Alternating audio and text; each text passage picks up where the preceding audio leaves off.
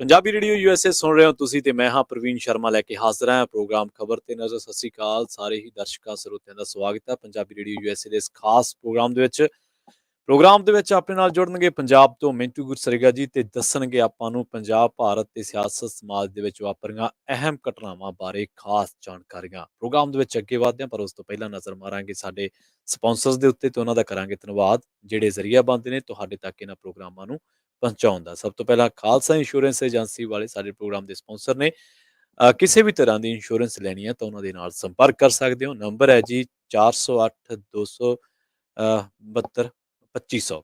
ਉਸ ਤੋਂ ਬਾਅਦ ਤਿਰਕੀਆਨਾ ਇਮੀਗ੍ਰੇਸ਼ਨ ਲਾਅ ਫਰਮ ਵਾਲੇ ਜੇ ਤਿਰਕੀਆਨਾ ਇਮੀਗ੍ਰੇਸ਼ਨ ਬਾਬਤ ਤੁਸੀਂ ਕਿਸੇ ਵੀ ਤਰ੍ਹਾਂ ਦੀ ਸਲਾਹ ਕਰਨੀ ਹੈ, ਤੁਹਾਡਾ ਕੋਈ ਸਵਾਲ ਹੈ ਤਾਂ ਨੰਬਰ ਡਾਇਲ ਕਰ ਸਕਦੇ ਹੋ 415 909 0503। Krishan Dhanota Yuba City, Baljinder Singh Nijjar Woodland, Paramjit Kaur Rangi Vacaville, Harnek Singh Pawla Indian ਕੰਜੀਰੈਂਟਨ, ਗੁਰਮੀਤ ਸਿੰਘ ਧਿਆਨ ਕੌਰ ਸਮਰਾ ਮੋਡੈਸਟੋ, ਜੱਸੀ ਗਿੱਲ ਪਲੰਬਿੰਗ ਵਾਲੇ, ਧਰਮ ਸਿੰਘ ਬਿਕਰਸਫੀਲਡ, ਜੀਐਨ ਲਿਵ ਵਾਲੇ ਟਰੱਕ ਵਾਸ਼ ਕਰਨਾ, ਆਇਲ ਚੇਂਜ ਕਰਾਉਣਾ ਹੈ, ਬ੍ਰੇਕਾਂ ਦਾ ਕੰਮ ਕਰਾਉਣਾ ਤਾਂ ਲੋਕੇਸ਼ਨ ਹੈ ਜੀ ਸੈਂਤਨੇਲਾ ਦੀ। ਸੰਪਰਕ ਕਰ ਸਕਦੇ ਹੋ। ਨਿਮਾ ਸਹੋਤਾ ਦੇ ਨਾਲ ਟਾਇਰਾਂ ਦਾ ਕੰਮ ਵੀ ਕਰਦੇ ਨੇ। 209 277 0113। ਵੈਸਟ ਕੋਸਟ ਟਰੱਕ ਸਕੂਲ ਵਾਲੇ ਵਧੀਆ ਸਿਖਲਾਈ ਲੈ ਦਿੰਦੇ ਨੇ ਟਰੱਕ ਦੀ। ਅਜੀਤ ਅਟਵਾਲ ਦੇ ਨਾਲ ਸੰਪਰਕ ਕੀਤਾ ਜਾ ਸਕਦਾ ਹੈ। ਨੰਬਰ ਹੈ ਜੀ 559 800 0590। ਜ਼ੈਂਡਰ ਗਰੁੱਪ ਵਾਲੇ ਜੇਕਰ ਤੁਸੀਂ ਕਿਸੇ ਵੀ ਤਰ੍ਹਾਂ ਦਾ ਘਰ ਲੈਣਾ ਜਾਂ ਹੈ ਘਰ ਵੇਚਣਾ ਜਾਂ ਲੈਣਾ ਹੋਮ ਲੋਨ ਤਾਂ ਜ਼ੈਂਡਰ ਗਰੁੱਪ ਵਾਲਿਆਂ ਦੇ ਨਾਲ ਕਿਸੇ ਵੀ ਸਮੇਂ ਸੰਪਰਕ ਕੀਤਾ ਜਾ ਸਕਦਾ ਹੈ। ਉਹਨਾਂ ਦਾ ਨੰਬਰ ਹੈ ਜੀ ਨੋਟ ਕਰ ਲਓ 855 905 2575। ਖਬਰਾਂ ਦੇ ਵਿੱਚ ਹੁਣ ਆਪਾਂ ਮਿੰਟੂ ਗੁਰਸੇਗੀ ਜੀ ਦਾ ਕਰਦੇ ਹਾਂ ਸਵਾਗਤ ਤੇ ਉਸ ਤੋਂ ਬਾਅਦ ਜਾਣਾਂਗੇ ਕੁਝ ਅਹਿਮ ਖਬਰਾਂ ਦੇ ਬਾਰੇ। ਮਿੰਟੂ ਸਤਿ ਸ਼੍ਰੀ ਅਕਾਲ, ਸਵਾਗਤ ਹੈ ਪੰਜਾਬੀ ਰੇਡੀਓ ਯੂਐਸਏ ਤੇ। ਸ਼ੁਕਰੀਆ ਜੀ, ਸਾਰਿਆਂ ਨੂੰ ਸਤਿ ਸ਼੍ਰੀ ਅਕਾਲ ਜੀ ਮਿੰਟੂ ਜੀ, ਪਹਿਲੀ ਖਬਰ ਵੱਲ ਵਧੀਏ ਜੇ ਤੇ ਪੰਜਾਬ ਸਰਕਾਰ ਨੇ ਪੰਚਾਇਤੀ ਜ਼ਮੀਨਾਂ ਨੂੰ ਲੈ ਕੇ ਕੋਈ ਵੱਡਾ ਫੈਸਲਾ ਕਰ ਲਿਆ। ਹਾਂਜੀ ਦੇਖੋ, ਗੱਲ ਕੀ ਹੈ ਕਿ ਪੰਚਾਇਤ ਮੰਤਰੀ ਨੇ ਤੇ ਪਹਿਲਾਂ ਹੀ ਕਹਿ ਦਿੱਤਾ ਸੀਗਾ ਕਿ ਅਸੀਂ ਭਾਈ ਮਈ ਤੱਕ 31 ਮਈ ਤੱਕ ਤਕਰੀਬਨ 5000 ਕਿੱਲਾ ਜ਼ਮੀਨ ਦਾ ਜਿਹੜਾ ਉਹ ਕਬਜ਼ਾ ਮੁਕਤ ਕਰਵਾ ਲਵਾਂਗੇ। ਵੈਸੇ ਤੇ ਉਹਨਾਂ ਨੇ ਅੰਕੜਾ ਦਿੱਤਾ ਕਿ ਕਰੀਬ 50,000 ਕਿੱਲਾ ਜਿਹੜਾ ਉਹ ਕਬਜ਼ੇ ਦੇ ਤਹਿਤ ਹੈ, ਕਬਜ਼ੇ ਦੇ ਹੇਠ ਆ। ਪਰ 31 ਮਈ 2022 ਤੱਕ ਅਸੀਂ 5000 ਕਿੱਲਾ ਜ਼ਮੀਨ ਦਾ ਮੁਕਤ ਕਰਵਾ ਲਵਾਂਗੇ ਕਬਜ਼ੇ ਤੋਂ। ਖੈਰ, ਜਿਹੜਾ ਦੂਜਾ ਐਲਾਨ ਇਹਨਾਂ ਨੇ ਕੀਤਾ ਵਾ, ਟਵੀਟ ਕੀਤਾ ਅੱਜ ਅਧਿਕਾਰਤ ਤੌਰ ਤੇ ਭਗਵੰਤ ਮਾਨ ਸਰਕਾਰ ਨੇ, ਤਾਂ ਇਹਨਾਂ ਨੇ ਇਹ ਗੱਲ ਕਹੀ ਆ ਕਿ ਜਿਹੜੀ ਪੰਚਾਇਤਾਂ ਦੀ ਜ਼ਮੀਨ ਦੀ ਬੋਲੀ ਹੁੰਦੀ ਆ ਤਾਂ ਉਹ ਜਿਹੜੀ ਬੋਲੀ ਹੈ ਉਹ ਖੁੱਲੇ ਰੂਪ ਦੇ ਵਿੱਚ ਵੀਡੀਓਗ੍ਰਾਫੀ ਦੇ ਹੇਠਾਂ ਹੋਏਗੀ ਤੇ ਜੇ ਕੋਈ ਇਸ ਦੌਰਾਨ ਦੋਸ਼ੀ ਪਾਇਆ ਗਿਆ, ਮਤਲਬ ਕਿ ਜਿਸ ਤਰ੍ਹਾਂ ਚੱਲਦੀ ਹੈ ਤਿਕੜਮਬਾਜ਼ੀ, ਤਾਂ ਫਿਰ ਜਿਹੜਾ ਜ਼ਿੰਮੇਵਾਰ ਅਧਿਕਾਰੀ ਹੋਏਗਾ ਅਸੀਂ ਉਹਦੇ ਤੇ ਕਾਰਵਾਈ ਕਰਾਂਗੇ। ਸੋ ਇਸ ਤਰ੍ਹਾਂ ਦੀ ਇਹ ਕਹਿ ਲਓ ਕਿ ਇਹਨਾਂ ਦੀ ਐਲਾਨਬਾਜ਼ੀ ਹੈ। ਵੈਸੇ ਦੇਖੋ, ਮੁੱਦਾ ਇਹ ਮਹੱਤਵਪੂਰਨ ਹੈ। ਜੇ ਆਪਾਂ ਇਸ ਚੀਜ਼ ਨੂੰ ਦੇਖੀਏ ਤਾਂ ਮੁੱਦਾ ਮਾੜਾ ਨਹੀਂ ਹੈ। ਵੈਸੇ ਪਹਿਲੀ ਸਰਕਾਰ ਹੈ, ਮੈਂ ਤੇ ਕਹੂੰਗਾ ਕਿ ਜਿਹੜੀ ਟਾਰਗੇਟ ਮਿੱਥ ਕੇ ਚੱਲ ਰਹੀ ਹੈ ਕਿ ਇੰਨੀ ਤਰੀਕ ਤੱਕ ਅਸੀਂ ਇੰਨੇ ਏਕੜ ਜ਼ਮੀਨ ਜਿਹੜੀ ਉਹ ਕਬਜ਼ੇ ਦੇ ਹੇਠੋਂ ਕੱਢ ਲਵਾਂਗੇ, ਕਿਉਂਕਿ ਸਾਰੀ ਇਸ ਕਰਕੇ ਨਹੀਂ ਕਹਿ ਰਹੇ। ਉਹਦੇ ਵਿੱਚ ਜਿੰਨੀ ਕੁ ਸਾਨੂੰ ਜਾਣਕਾਰੀ ਹੈ ਕਿ 10,000 ਕਿੱਲੇ ਦਾ ਕੇਸ ਹੀ ਚੱਲਦਾ ਹੈ ਵੱਖ-ਵੱਖ ਅਦਾਲਤਾਂ ਦੇ ਵਿੱਚ।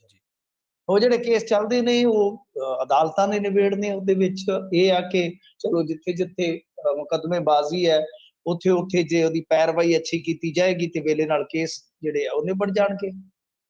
ਪਰ ਸਭ ਤੋਂ ਵੱਡੀ ਗੱਲ ਜਿਹੜੀ ਇਸ ਮਾਮਲੇ ਦੇ ਵਿੱਚ ਆ ਕਿ ਦੇਖੋ, ਜਿਹੜਾ ਰਾਜ ਸਭਾ ਦੇ ਵਿੱਚ ਇਹਨਾਂ ਨੇ ਇੱਕ ਮੈਂਬਰ ਘੱਲਿਆ ਜਿਨ੍ਹਾਂ ਦੀ ਆਪਣੀ ਇੱਕ ਯੂਨੀਵਰਸਿਟੀ ਵੀ ਹੈ, ਜਿਨ੍ਹਾਂ ਨੂੰ ਹਲਵਾਈਆਂ ਦਾ ਕਿਹਾ ਜਾਂਦਾ ਸਾਰਾ ਕਾਰੋਬਾਰ ਹੈ, ਉਹਨਾਂ ਦੇ ਕੋਲ ਵੀ ਕੁਝ ਜ਼ਮੀਨ ਹੈ।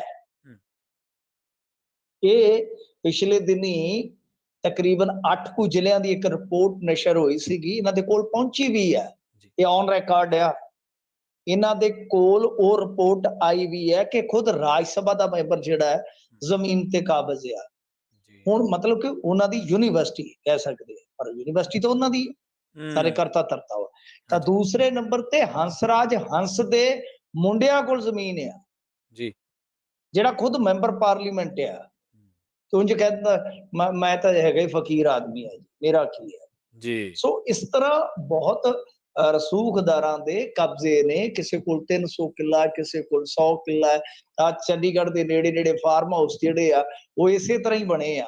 ਜਸਟਿਸ ਕੁਲਦੀਪ ਸਿੰਘ ਦੀ ਰਿਪੋਰਟ ਹੈ ਇਸ ਬਾਬਤ।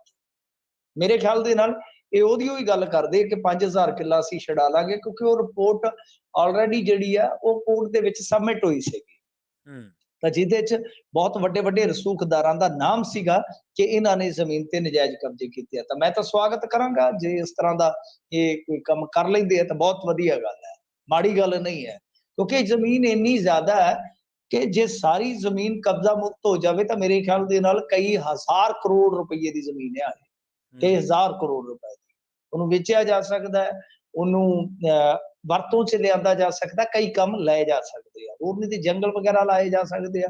ਖੈਰ ਦੇਖਦੇ ਆ, ਇਹ ਇਹਨਾਂ ਦਾ ਐਲਾਨ ਆ, ਐਲਾਨ ਅਮਲ ਚ ਕਿੱਦਾਂ ਤਬਦੀਲ ਹੁੰਦਾ। ਬਾਕੀ ਜਿਹੜੀ ਬੋਲੀ ਵਾਲੀ ਗੱਲ ਆ, ਇਹ ਵੀ ਅੱਛੀ ਗੱਲ ਆ, ਹੋਣਾ ਚਾਹੀਦਾ। ਉਹਦੇ ਚ ਬੋਲੀ ਦਾ ਮਤਲਬ ਇਹ ਵੀ ਹੈ ਕਿ ਦੇਖੋ ਕੁਝ ਜਿਹੜੇ ਦਲਿਤ ਦੇ ਹਿੱਸੇ ਨੇ ਬੋਲੀ ਦੇ ਵਿੱਚ, ਚਾਹੇ ਪੰਚਾਇਤੀ ਜ਼ਮੀਨ ਚ ਲਾ ਲਓ, ਤਾਂ ਉਹ ਵੀ ਨਿਸ਼ਚਿਤ ਕੀਤੇ ਜਾਣੇ ਚਾਹੀਦੇ ਆ, ਕਿਉਂਕਿ ਉਹ ਵੀ ਡੰਮੀ ਬੋਲੀਆਂ ਹੁੰਦੀਆਂ। ਉਹਦੇ ਤੇ ਵੀ ਤਵੱਜੋ ਦੇਣ ਦੀ ਜ਼ਰੂਰਤ ਆ ਕਿ ਉਹ ਵੀ ਹੱਕ ਜਿਹੜਾ ਬਣਦਾ ਹੈ, ਕਿਉਂਕਿ ਸੰਵਿਧਾਨ ਨੇ ਉਹਨਾਂ ਨੂੰ ਹੱਕ ਦਿੱਤਾ ਕਿ ਚੌਥਾ ਹਿੱਸਾ ਜ਼ਮੀਨ ਜਿਹੜੀ ਆ ਉਹ ਦਲਿਤ ਕਾਸ਼ਤਕਾਰ ਦੇ ਕੋਲ ਹੀ ਜਾਊਗੀ, ਤਾਂ ਉਹ ਵੀ ਯਕੀਨੀ ਬਣਾਇਆ ਜਾਣਾ ਚਾਹੀਦਾ ਜੀ। ਅੱਛਾ ਮਿੰਟੂ ਜੀ, ਸਿੱਧੂ ਸਾਹਿਬ ਦੀ ਸਮਝ ਘੱਟ ਆਉਂਦੀ ਹੈ। ਕਦੇ ਕਹਿੰਦੇ ਨੇ ਭਗਵੰਤਾ ਮੇਰਾ ਛੋਟਾ ਭਰਾ ਹੈ। ਜਦੋਂ ਅਲਕਾ ਲਾਂਬਾ ਦੀ ਪੇਸ਼ੀ ਸੀਗੀ ਤੇ ਸਿੱਧੂ ਸਾਹਿਬ ਨੇ ਦੱਸਦੇ ਭਗਵੰਤ ਮਾਨ ਦੀ ਵਾਹਵਾ ਪੜਾਸ ਕੱਢੀ ਹੈ। ਨਹੀਂ ਦੇਖੋ, ਨਵਜੋਤ ਸਿੰਘ ਸਿੱਧੂ ਦਾ ਭੇਤ ਤੇ ਸਿੱਧੂ ਨੂੰ ਨਹੀਂ ਆਉਂਦਾ ਕਿ ਉਹਨੇ ਕੀ ਕਰਨਾ ਕੀ ਨਹੀਂ ਕਰਨਾ। ਤਾਂ ਹੁਣ ਦੇਖੋ, ਜਿਹੜਾ ਜਿਨ੍ਹਾਂ ਨੇ ਉਹ ਲਾਇਆ ਧਰਨਾ, ਤਾਂ ਉਹਦੇ ਵਿੱਚ ਭਗਵੰਤ ਮਾਨ ਤੇ ਜੋ ਤਨਜ਼ਾ ਕੱਸੀਆਂ ਨੇ, ਜੋ ਹਮਲੇ ਕੀਤੇ ਨੇ, ਜੋ ਤਨਕੀਦ ਕੀਤੀ ਆ ਭਗਵੰਤ ਮਾਨ ਦੀ, ਵੇਖੋ ਉਹਦੇ ਚ ਇਹ ਆ ਕਿ ਚਲੋ ਛੋਟਾ ਭਰਾ ਵੀ ਕਹਿ ਲਿਆ, ਪਰ ਉਹਨੇ ਇਹ ਨਹੀਂ ਸੀ ਕਿਹਾ ਕਿ ਮੈਂ ਉਲਟ ਨਹੀਂ ਬੋਲਾਂਗਾ ਜੀ। ਇਹ ਗੱਲ ਕਹੀ ਸੀਗੀ ਕਿ ਉਹ ਮੇਰਾ ਭਰਾ ਹੈ, ਜੇ ਮਾਫੀਆ ਤੇ ਕੰਮ ਕਰੇਗਾ, ਇਮਾਨਦਾਰ ਬੰਦਾ ਹੈ, ਤਾਂ ਮੈਂ ਸਵਾਗਤ ਕਰੂੰ। ਦੇਖੋ ਇਹਦੇ ਚ ਕੋਈ ਗਲਤ ਗੱਲ ਵੀ ਨਹੀਂ ਹੈ। ਇਹਦੇ ਚ ਉਹਨੇ ਇਹ ਨਹੀਂ ਕਿਹਾ ਕਿ ਮੈਂ ਹੁਣ ਅੱਜ ਤੋਂ ਬਾਅਦ ਭਗਵੰਤ ਮਾਨ ਦੇ ਖਿਲਾਫ ਨਹੀਂ ਬੋਲਣਾ। ਰਾਜਨੀਤਿਕ ਬੰਦੇ ਆ, ਬੋਲਣਾ ਪਊਗਾ ਇੱਕ ਦੂਜੇ ਦੇ ਖਿਲਾਫ, ਕਿਉਂਕਿ ਭਗਵੰਤ ਮਾਨ ਵੀ ਸਿੱਧੂ ਦੇ ਖਿਲਾਫ ਬੋਲਿਆ। ਕੱਲ ਦੀ ਜਿਹੜੀ ਉਹਨਾਂ ਦੀ ਵੀਡੀਓ, ਉਹ ਵੀ ਸਿੱਧੂ ਦੇ ਖਿਲਾਫ ਹੈ ਕਿ ਤੂੰ ਤਾਂ ਮਾਨਤਾ ਪ੍ਰਾਪਤ ਹੀ ਨਹੀਂ ਹੈਗਾ ਜੀ। ਇਹ ਬੜੀ ਵੱਡੀ ਗੱਲ। ਅੱਛਾ ਤੁਸੀਂ ਮੈਨੂੰ ਦੱਸੋ, ਇਹ ਕਿੱਥੋਂ ਦੀ ਸੀਐਮ ਦੀ ਸੂਝ-ਬੂਝ ਆ ਕਿ ਤੂੰ ਤਾਂ ਮਾਨਤਾ ਪ੍ਰਾਪਤ ਨਹੀਂ ਹੈਗਾ, ਜਦ ਕਿ ਧਰਨਾ ਕੋਈ ਵੀ ਲਾ ਸਕਦਾ, ਪਾਰਟੀ ਦਾ ਤਾਂ ਕੋਈ ਮੈਟਰ ਹੀ ਨਹੀਂ ਜੀ। ਧਰਨਾ ਇੱਕ ਤਰ੍ਹਾਂ ਨਾਲ ਕਹਿ ਲਓ ਹਰੇਕ ਨਾਗਰਿਕ ਦਾ ਅਧਿਕਾਰ ਹੈ, ਬਿਲਕੁਲ। ਤਾਂ ਇਹਦੇ ਚ ਮਾਨਤਾ ਕਿਤੇ ਤੋਂ ਲੈਣੀ ਹੈ? ਸੋ ਗੱਲ ਇਹ ਹੈ ਕਿ ਇਹ ਆਪਸ ਦੇ ਵਿੱਚ ਇਸ ਤਰ੍ਹਾਂ ਦੀ ਰਾਜਨੀਤੀ ਜਿਹੜੀ ਆ ਉਹ ਚੱਲਦੀ ਰਹਿੰਦੀ ਆ। ਤਾਂ ਖੈਰ ਸਿੱਧੂ ਨੇ ਕਾਫੀ ਹਮਲੇ ਕੀਤੇ ਆ। ਉਹਨੇ ਕਿਹਾ ਕਿ ਜਿੰਨੀਆਂ ਅਨਾਉਂਸਮੈਂਟਾਂ ਹੋਈਆਂ ਹੁਣ ਤੱਕ, ਇਹਦਾ ਨਾ ਹੀ ਐਲਾਨਵੰਤ ਰੱਖ ਦਿੱਤਾ ਲੋਕਾਂ ਨੇ ਕਿ ਇੱਕ ਦਾ ਵੀ ਨੋਟੀਫਿਕੇਸ਼ਨ ਦਿਖਾ ਦਿਓ ਕਿ ਕੋਈ ਚੀਜ਼ ਜਿਹੜੀ ਇਹਨਾਂ ਨੇ ਨੋਟੀਫਾਈਡ ਕੀਤੀ ਹੋਵੇ। ਉਹ ਕਹਿੰਦਾ ਕਿ ਇਹ ਭਗਤ ਸਿੰਘ ਵਾਲੀ ਪੱਗ ਬਣ ਕੇ ਉਹਨੇ ਤਾਂ ਆਪਣਾ ਸਾਰਾ ਕੁਝ ਨਿਸ਼ਾਵਰ ਕਰ ਦਿੱਤਾ ਸੀਗਾ, ਤੇ ਇਹ ਜਾ ਕੇ ਉੱਥੇ ਸਾਰਾ ਕੁਛ ਹੈ ਜਿਹੜਾ ਹਵਾਲੇ ਕਰ ਆਇਆ। तो इस तरह की बयानबाजी जिहड़ी है वो नवजोत सिंह सिद्धू ਵੱਲੋਂ ਕੀਤੀ ਗਈ ਆ ਕਿ ਦਿੱਲੀ ਦੇ ਵਿੱਚ ਅੰਗੂਠਾ ਲਾ ਕੇ ਸਟੇਟ ਨੂੰ ਕੇਂਦਰ ਸ਼ਾਸਿਤ ਪ੍ਰਦੇਸ਼ ਦਾ ਗੁਲਾਮ ਬਣਾਇਆ। ਇਹ ਵੱਡੀ ਗੱਲ ਆ, ਇਹ ਬਹੁਤ ਵੱਡੀ ਗੱਲ ਆ। ਵੈਸੇ ਤੇ ਆਪਾਂ ਕਿਹਾ ਸੀਗਾ ਕਿ ਕੱਲ ਵੀ ਦੱਸਿਆ ਸੀਗਾ ਕਿ ਜੋ ਅਕਾਲੀ ਦਲ ਬਾਦਲ ਨੇ ਜਾਂ ਨਵਜੋਤ ਸਿੰਘ ਸਿੱਧੂ ਹੋਰਾਂ ਨੇ ਜੋ ਵੀ ਇਹ ਸਭ ਕੁਝ ਕੀਤਾ ਤਾਂ ਉਹਦਾ ਖੰਡਨ ਕਰ ਦਿੱਤਾ ਸੀਗਾ ਉਹਨਾਂ ਨੇ ਕਿ ਦੇਖੋ ਜੀ ਅਸੀਂ ਐਸਾ ਕੋਈ ਐਗਰੀਮੈਂਟ ਜਿਹੜਾ ਨਹੀਂ ਕੀਤਾ ਜਿਹਦੇ ਨਾਲ ਇਸ ਤਰ੍ਹਾਂ ਕੁਝ ਹੋਏਗਾ। ਉਹਨਾਂ ਦੀ ਸਫਾਈ ਸੀ, ਆਪਣੀ ਸਫਾਈ ਸੀ ਭਗਵੰਤ ਮਾਨ ਦੀ। ਤਾਂ ਖੈਰ ਦੇਖੋ ਗੱਲ ਇਹ ਆ ਕਿ ਇਹ ਆਪਸ ਦੇ ਵਿੱਚ ਟਸਲਬਾਜ਼ੀ ਚੱਲੇਗੀ। ਟਸਲਬਾਜ਼ੀ ਕਿਉਂ ਚੱਲੇਗੀ ਉਹਦਾ ਮੈਂ ਤੁਹਾਨੂੰ ਇੱਕ ਕਾਰਨ ਦੱਸ ਦਿੰਦਾ। ਉਹ ਬੜਾ ਕਹਿ ਲਓ ਕਿ ਹੁਣ ਗਾਂ ਦਾ ਅੰਦਾਜ਼ਾ ਹੈ, ਪਰ ਅੰਦਾਜ਼ਾ ਜੋ ਲੱਗ ਰਿਹਾ, ਜੋ ਇਮਕਾਨ ਬਣ ਰਿਹਾ ਕਿ ਸਿੱਧੂ ਬੇਸ਼ੱਕ ਕਾਂਗਰਸ ਦੇ ਵਿੱਚ ਆ, ਪਰ ਸਿੱਧੂ ਕਿਤੇ ਨਾ ਕਿਤੇ ਸਾਰੀਆਂ ਚੀਜ਼ਾਂ ਨੂੰ ਘੋਖ ਰਿਹਾ ਹੈ, ਸਾਰੀਆਂ ਚੀਜ਼ਾਂ ਨੂੰ ਪੜਤਾਲ ਰਿਹਾ ਹੈ ਔਰ ਬਹੁਤ ਹੱਦ ਤੱਕ ਉਹ ਵੱਤਰ ਤਿਆਰ ਕਰ ਰਿਹਾ ਹੈ, ਉਹ ਵਾਣ ਤਿਆਰ ਕਰ ਰਿਹਾ ਹੈ ਜਿਹਦੇ ਵਿੱਚ ਉਹਨੇ ਅਗਲੀ ਫਸਲ ਬੀਜਣੀ ਹੈ। ਤਾਂ ਉਹ ਇਹੋ ਹੀ ਆ ਕਿ ਉਹਨੂੰ ਪਤਾ ਲੱਗਿਆ ਕਿ ਕਾਂਗਰਸ ਸ਼ਾਇਦ ਪਰੜੀ ਤੇ ਆ ਜਾਵੇ, ਅਕਾਲੀ ਸ਼ਾਇਦ ਪਿੱਛੇ ਰਹਿ ਜਾਣ ਔਰ ਆਮ ਆਦਮੀ ਪਾਰਟੀ ਸ਼ਾਇਦ ਪਿੱਛੇ ਹੋ ਜਾਏਗੀ। ਉਹਦਾ ਕਾਰਨ ਇਹ ਹੈ ਕਿ ਉਹਨਾਂ ਦਾ ਜਿਹੜਾ ਗਵਰਨੈਂਸ ਮਾਡਲ ਜੋ ਉਹਨਾਂ ਨੇ ਲੋਕਾਂ ਦੇ ਮਨਾਂ 'ਚ ਚਿਤਵਿਆ ਸੀ, ਉਕਾਰਿਆ ਸੀਗਾ ਕਿ ਕਿਤੇ ਨਾ ਕਿਤੇ ਉਸ ਉਕੇਰੇ ਹੋਏ ਗਵਰਨੈਂਸ ਮਾਡਲ ਤੋਂ ਬਹੁਤ ਪਿੱਛੇ ਰਹਿ ਜਾਂਦੇ। ਤਾਂ ਉਸ ਸੂਰਤ ਦੇ ਵਿੱਚ ਦੋ ਆਪਸ਼ਨ ਆ। ਦੋ ਆਪਸ਼ਨ ਕੀ ਹੈ ਕਿ ਜਾਂ ਤਾਂ ਕਾਂਗਰਸ ਦੇ ਵਿੱਚ ਹੀ ਟਿਕਿਆ ਜਾਵੇ ਤੇ ਜਾਂ ਫਿਰ ਚੁੱਪ ਚਪੀਤੇ ਆਪਣੀ ਪਾਰਟੀ ਜਾਂ ਆਪਣਾ ਫਰੰਟ ਤਿਆਰ ਕਰ ਲਿਆ ਜਾਵੇ ਹਮਖਿਆਲੀ ਲੋਕਾਂ ਦੇ ਨਾਲ। ਤੇ ਕੁਝ ਲੋਕ ਦੇਖੋ ਤਿਆਰ ਵੀ ਬੈਠੇ ਆ। ਮੈਂ ਦੋ ਪਾਰਟੀਆਂ ਦਾ ਤਾਂ ਕਹਿ ਸਕਦਾ ਹੇਠਲੇ ਪੱਧਰ ਤੇ ਸਾਡਾ ਰਾਬਤਾ ਰਹਿੰਦਾ ਹੈ, ਜੋ ਹਿਲਜੁਲ ਲਿਆ ਕਿ ਬਈ ਹੁਣ ਜੇ ਕਿਤੇ ਕੋਈ ਆਸਰਾ ਬਚਦਾ ਤੇ ਉਹ ਇਹੋ ਆ ਕਿ ਫਰੰਟ ਵੱਲ ਚਲੇ ਜੀ। ਇਹ ਦੋ ਰਵਾਇਤੀ ਪਾਰਟੀਆਂ ਦੇ ਵਿੱਚੋਂ ਕਿਤੇ ਨਾ ਕਿਤੇ ਜਿਹੜਾ ਨਿਰਾਸ਼ ਕੈਡਰ ਆ ਉਹਦਾ ਕੋਈ ਇੱਕ ਅੱਧ ਹਿੱਸਾ ਜਿਹੜਾ ਹੁੰਦਾ ਹੈ ਉਹ ਇਹ ਸੋਚਦਾ ਹੈ ਕਿ ਬਈ ਨਾ ਇੱਧਰ ਨਾ ਉੱਧਰ, ਤਾਂ ਫਿਰ ਜੇ ਇੱਕ ਕੋਈ ਰਸਤਾ ਬਚਦਾ ਤਾਂ ਸਿੱਧੂ ਵਾਲਾ ਰਸਤਾ ਵੀ ਵੇਖ ਸਕਦੇ ਆ ਬਣਾ ਕੇ। ਪਰ ਉਹਦੇ ਵਾਸਤੇ ਮੈਂ ਜਿਵੇਂ ਕਿਹਾ ਕਿ ਸਿੱਧੂ ਸ਼ਾਇਦ ਹਾਲੇ ਜ਼ਮੀਨ ਤਿਆਰ ਕਰ ਰਿਹਾ। ਦੋ ਉਹਦੇ ਇੱਕ ਤਰ੍ਹਾਂ ਨਾਲ ਕਹਿ ਲਓ ਕਿ ਰਸਤੇ ਆ, ਦੋ ਰਾਸਤੇ ਫਿਲਮ ਵੀ ਹੈ। ਤਾਂ ਦੋ ਰਸਤੇ ਕੀ ਹੈ ਉਹਦੇ ਕੋਲ ਕਿ ਜਾਂ ਤਾਂ ਕਾਂਗਰਸ ਦੇ ਵਿੱਚ ਟਿਕ ਕੇ ਇੰਤਜ਼ਾਰ ਕੀਤਾ ਜਾਵੇ ਤਾਂ ਜਾਂ ਫਿਰ ਆਪਣਾ ਬਦਲ ਜਿਹੜਾ ਉਹ ਤਿਆਰ ਕੀਤਾ ਜਾਵੇ। ਤਾਂ ਬਦਲ ਤਿਆਰ ਜਿਹੜਾ ਹੋ ਸਕਦਾ ਆ ਆਉਣ ਵਾਲੇ ਦਿਨਾਂ ਦੇ ਵਿੱਚ। ਤਾਂ ਸਿੱਧੂ ਜਿਹੜਾ ਬਦਲ ਤਿਆਰ ਕਰੇਗਾ ਤਾਂ ਬਦਲ ਦੀ ਜ਼ਮੀਨ ਜਿਹੜੀ ਤਿਆਰ ਹੋਏਗੀ ਉਹ ਤਿਆਰ ਹੋਏਗੀ ਇਸੇ ਤਰ੍ਹਾਂ ਵਿਰੋਧ ਦੇ ਵਿੱਚੋਂ, ਕਿਉਂਕਿ ਸਿੱਧੂ ਇਹ ਸਿੱਧ ਕਰਨਾ ਚਾਹੁੰਦਾ ਹੈ ਕਿ ਬਾਦਲਾਂ ਦੇ ਵਿਰੁੱਧ ਮੈਂ ਬੋਲਿਆ, ਅਮਰਿੰਦਰ ਸਿੰਘ ਦੇ ਵਿਰੁੱਧ ਚ ਮੈਂ ਬੋਲਿਆ, ਔਰ ਜੇ ਹੁਣ ਇਹ ਪਾਰਟੀ ਆਈ ਆ ਤਾਂ ਇਹਨਾਂ ਦੇ ਨਾਲ ਵੀ ਮੱਥਾ ਮੈਂ ਲਾਇਆ। ਕਿਉਂ? ਕਿਉਂਕਿ ਮੈਂ ਸੱਚਾ ਪੰਜਾਬੀ ਹਾਂ, ਮੈਂ ਪੰਜਾਬ ਨੂੰ ਮੁਹੱਬਤ ਕਰਦਾ, ਮੈਂ ਪੰਜਾਬ ਨੂੰ ਜਿੱਤਦਾ ਵੇਖਣਾ ਚਾਹੁੰਦਾ। ਤਾਂ ਫਿਰ ਇਹਦੇ ਚੋਂ ਨਿਕਲੇਗੀ ਅਗਲੀ ਰਾਜਨੀਤੀ। ਸੋ ਇਸ ਕਰਕੇ ਇਹ ਤਿਆਰ ਰਹੋ, ਇਹੋ ਜਿਹੇ ਬਿਆਨ ਜਿਹੜੇ ਆ ਉਹ ਆਉਣਗੇ ਕਿ ਮੇਰਾ ਭਰਾ ਆ, ਪਰ ਇਹ ਵੀ ਹੋ ਸਕਦਾ ਹੈ ਕਿ ਅਗਲੇ ਦਿਨ ਜਿਵੇਂ ਆ ਸਿੱਧੂ ਦਾ ਰੰਗ ਦੇਖਦੇ ਆ ਐਸਾ ਰੰਗ ਵੇਖਣ ਨੂੰ ਮਿਲੇ। ਤਾਂ ਰੰਗ ਕਾਂਗਰਸ ਦੀ ਰਾਜਨੀਤੀ ਦਾ ਵੀ ਅੱਜ ਦਿਲਚਸਪ ਸੀਗਾ। ਹਲਕਾ ਲਾਂਬਾ ਆਈ, ਇਹ ਵੀ ਪਹੁੰਚੇ ਹੋਏ ਸਨ, ਪਰ ਨਵਜੋਤ ਸਿੰਘ ਸਿੱਧੂ ਨੇ ਬਹੁਤੇ ਲੀਡਰਾਂ ਨੂੰ ਉੱਥੇ ਬੁਲਾਇਆ ਨਹੀਂ ਸਮੇਤ ਰਾਜਾ ਵੜਿੰਗ। ਇਹ ਆਪੋ ਵਿੱਚ ਦੀ ਮਿਲੇ ਨਹੀਂ ਹੈਗੇ। ਤਾਂ ਇੱਥੋਂ ਸਾਰੀਆਂ ਚੀਜ਼ਾਂ ਤੈਅ ਹੋਣੀਆਂ ਸਟਾਰਟ ਹੋ ਜਾਂਦੀਆਂ ਨੇ। ਹਾਲਾਂਕਿ ਹਲਕਾ ਲਾਂਬਾ ਨੂੰ ਪੁਲਿਸ ਨੇ ਗੱਚਾ ਦੇ ਦਿੱਤਾ, ਗੱਚਾ ਇਉਂ ਦੇ ਦਿੱਤਾ, SSP ਦਫ਼ਤਰ ਗਏ, ਬੜਾ ਹੰਗਾਮਾ ਕੀਤਾ ਇਹਨਾਂ ਨੇ, ਬਥੇਰਾ ਕੁਛ ਕੀਤਾ ਜੋ ਚੱਲਦੇ ਹੁੰਦੇ ਆ ਰਾਜਨੀਤੀ ਦੇ ਵਿੱਚ ਡਰਾਮੇ। ਪਰ ਉਸ ਤੋਂ ਬਾਅਦ ਜਦੋਂ ਥਾਣੇ ਦੇ ਵਿੱਚ ਜਾਣ ਵਾਸਤੇ ਕਿਹਾ ਤੇ ਥਾਣੇ 'ਚ ਵੀ ਹਲਕਾ ਲਾਂਬਾ ਪਹੁੰਚ ਗਈ।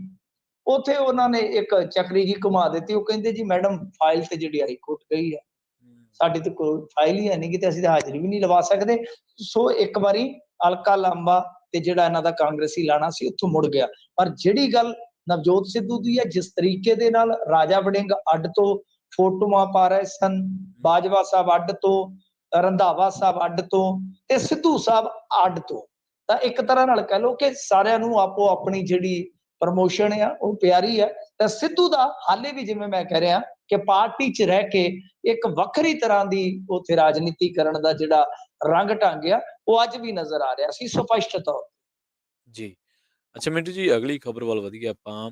ਬਾਦਲ ਅਤੇ ਮਜੀਠੀਆ ਨੂੰ ਫਲੈਟ ਖਾਲੀ ਕਰਨ ਨੂੰ ਕਿਹਾ ਗਿਆ।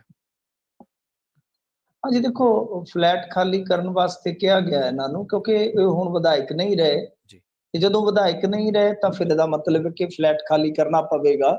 ਔਰ ਜੇ ਪ੍ਰਕਾਸ਼ ਸਿੰਘ ਬਾਦਲ ਦੀ ਗੱਲ ਕਰੀਏ ਤਾਂ ਮੇਰੇ ਖਿਆਲ ਦੇ ਨਾਲ ਇਹਨਾਂ ਨੂੰ ਤੇ ਬਹੁਤ ਲੰਬਾ ਸਮਾਂ ਹੋ ਗਿਆ ਉਸ ਫਲੈਟ ਦੇ ਵਿੱਚ। ਜੀ।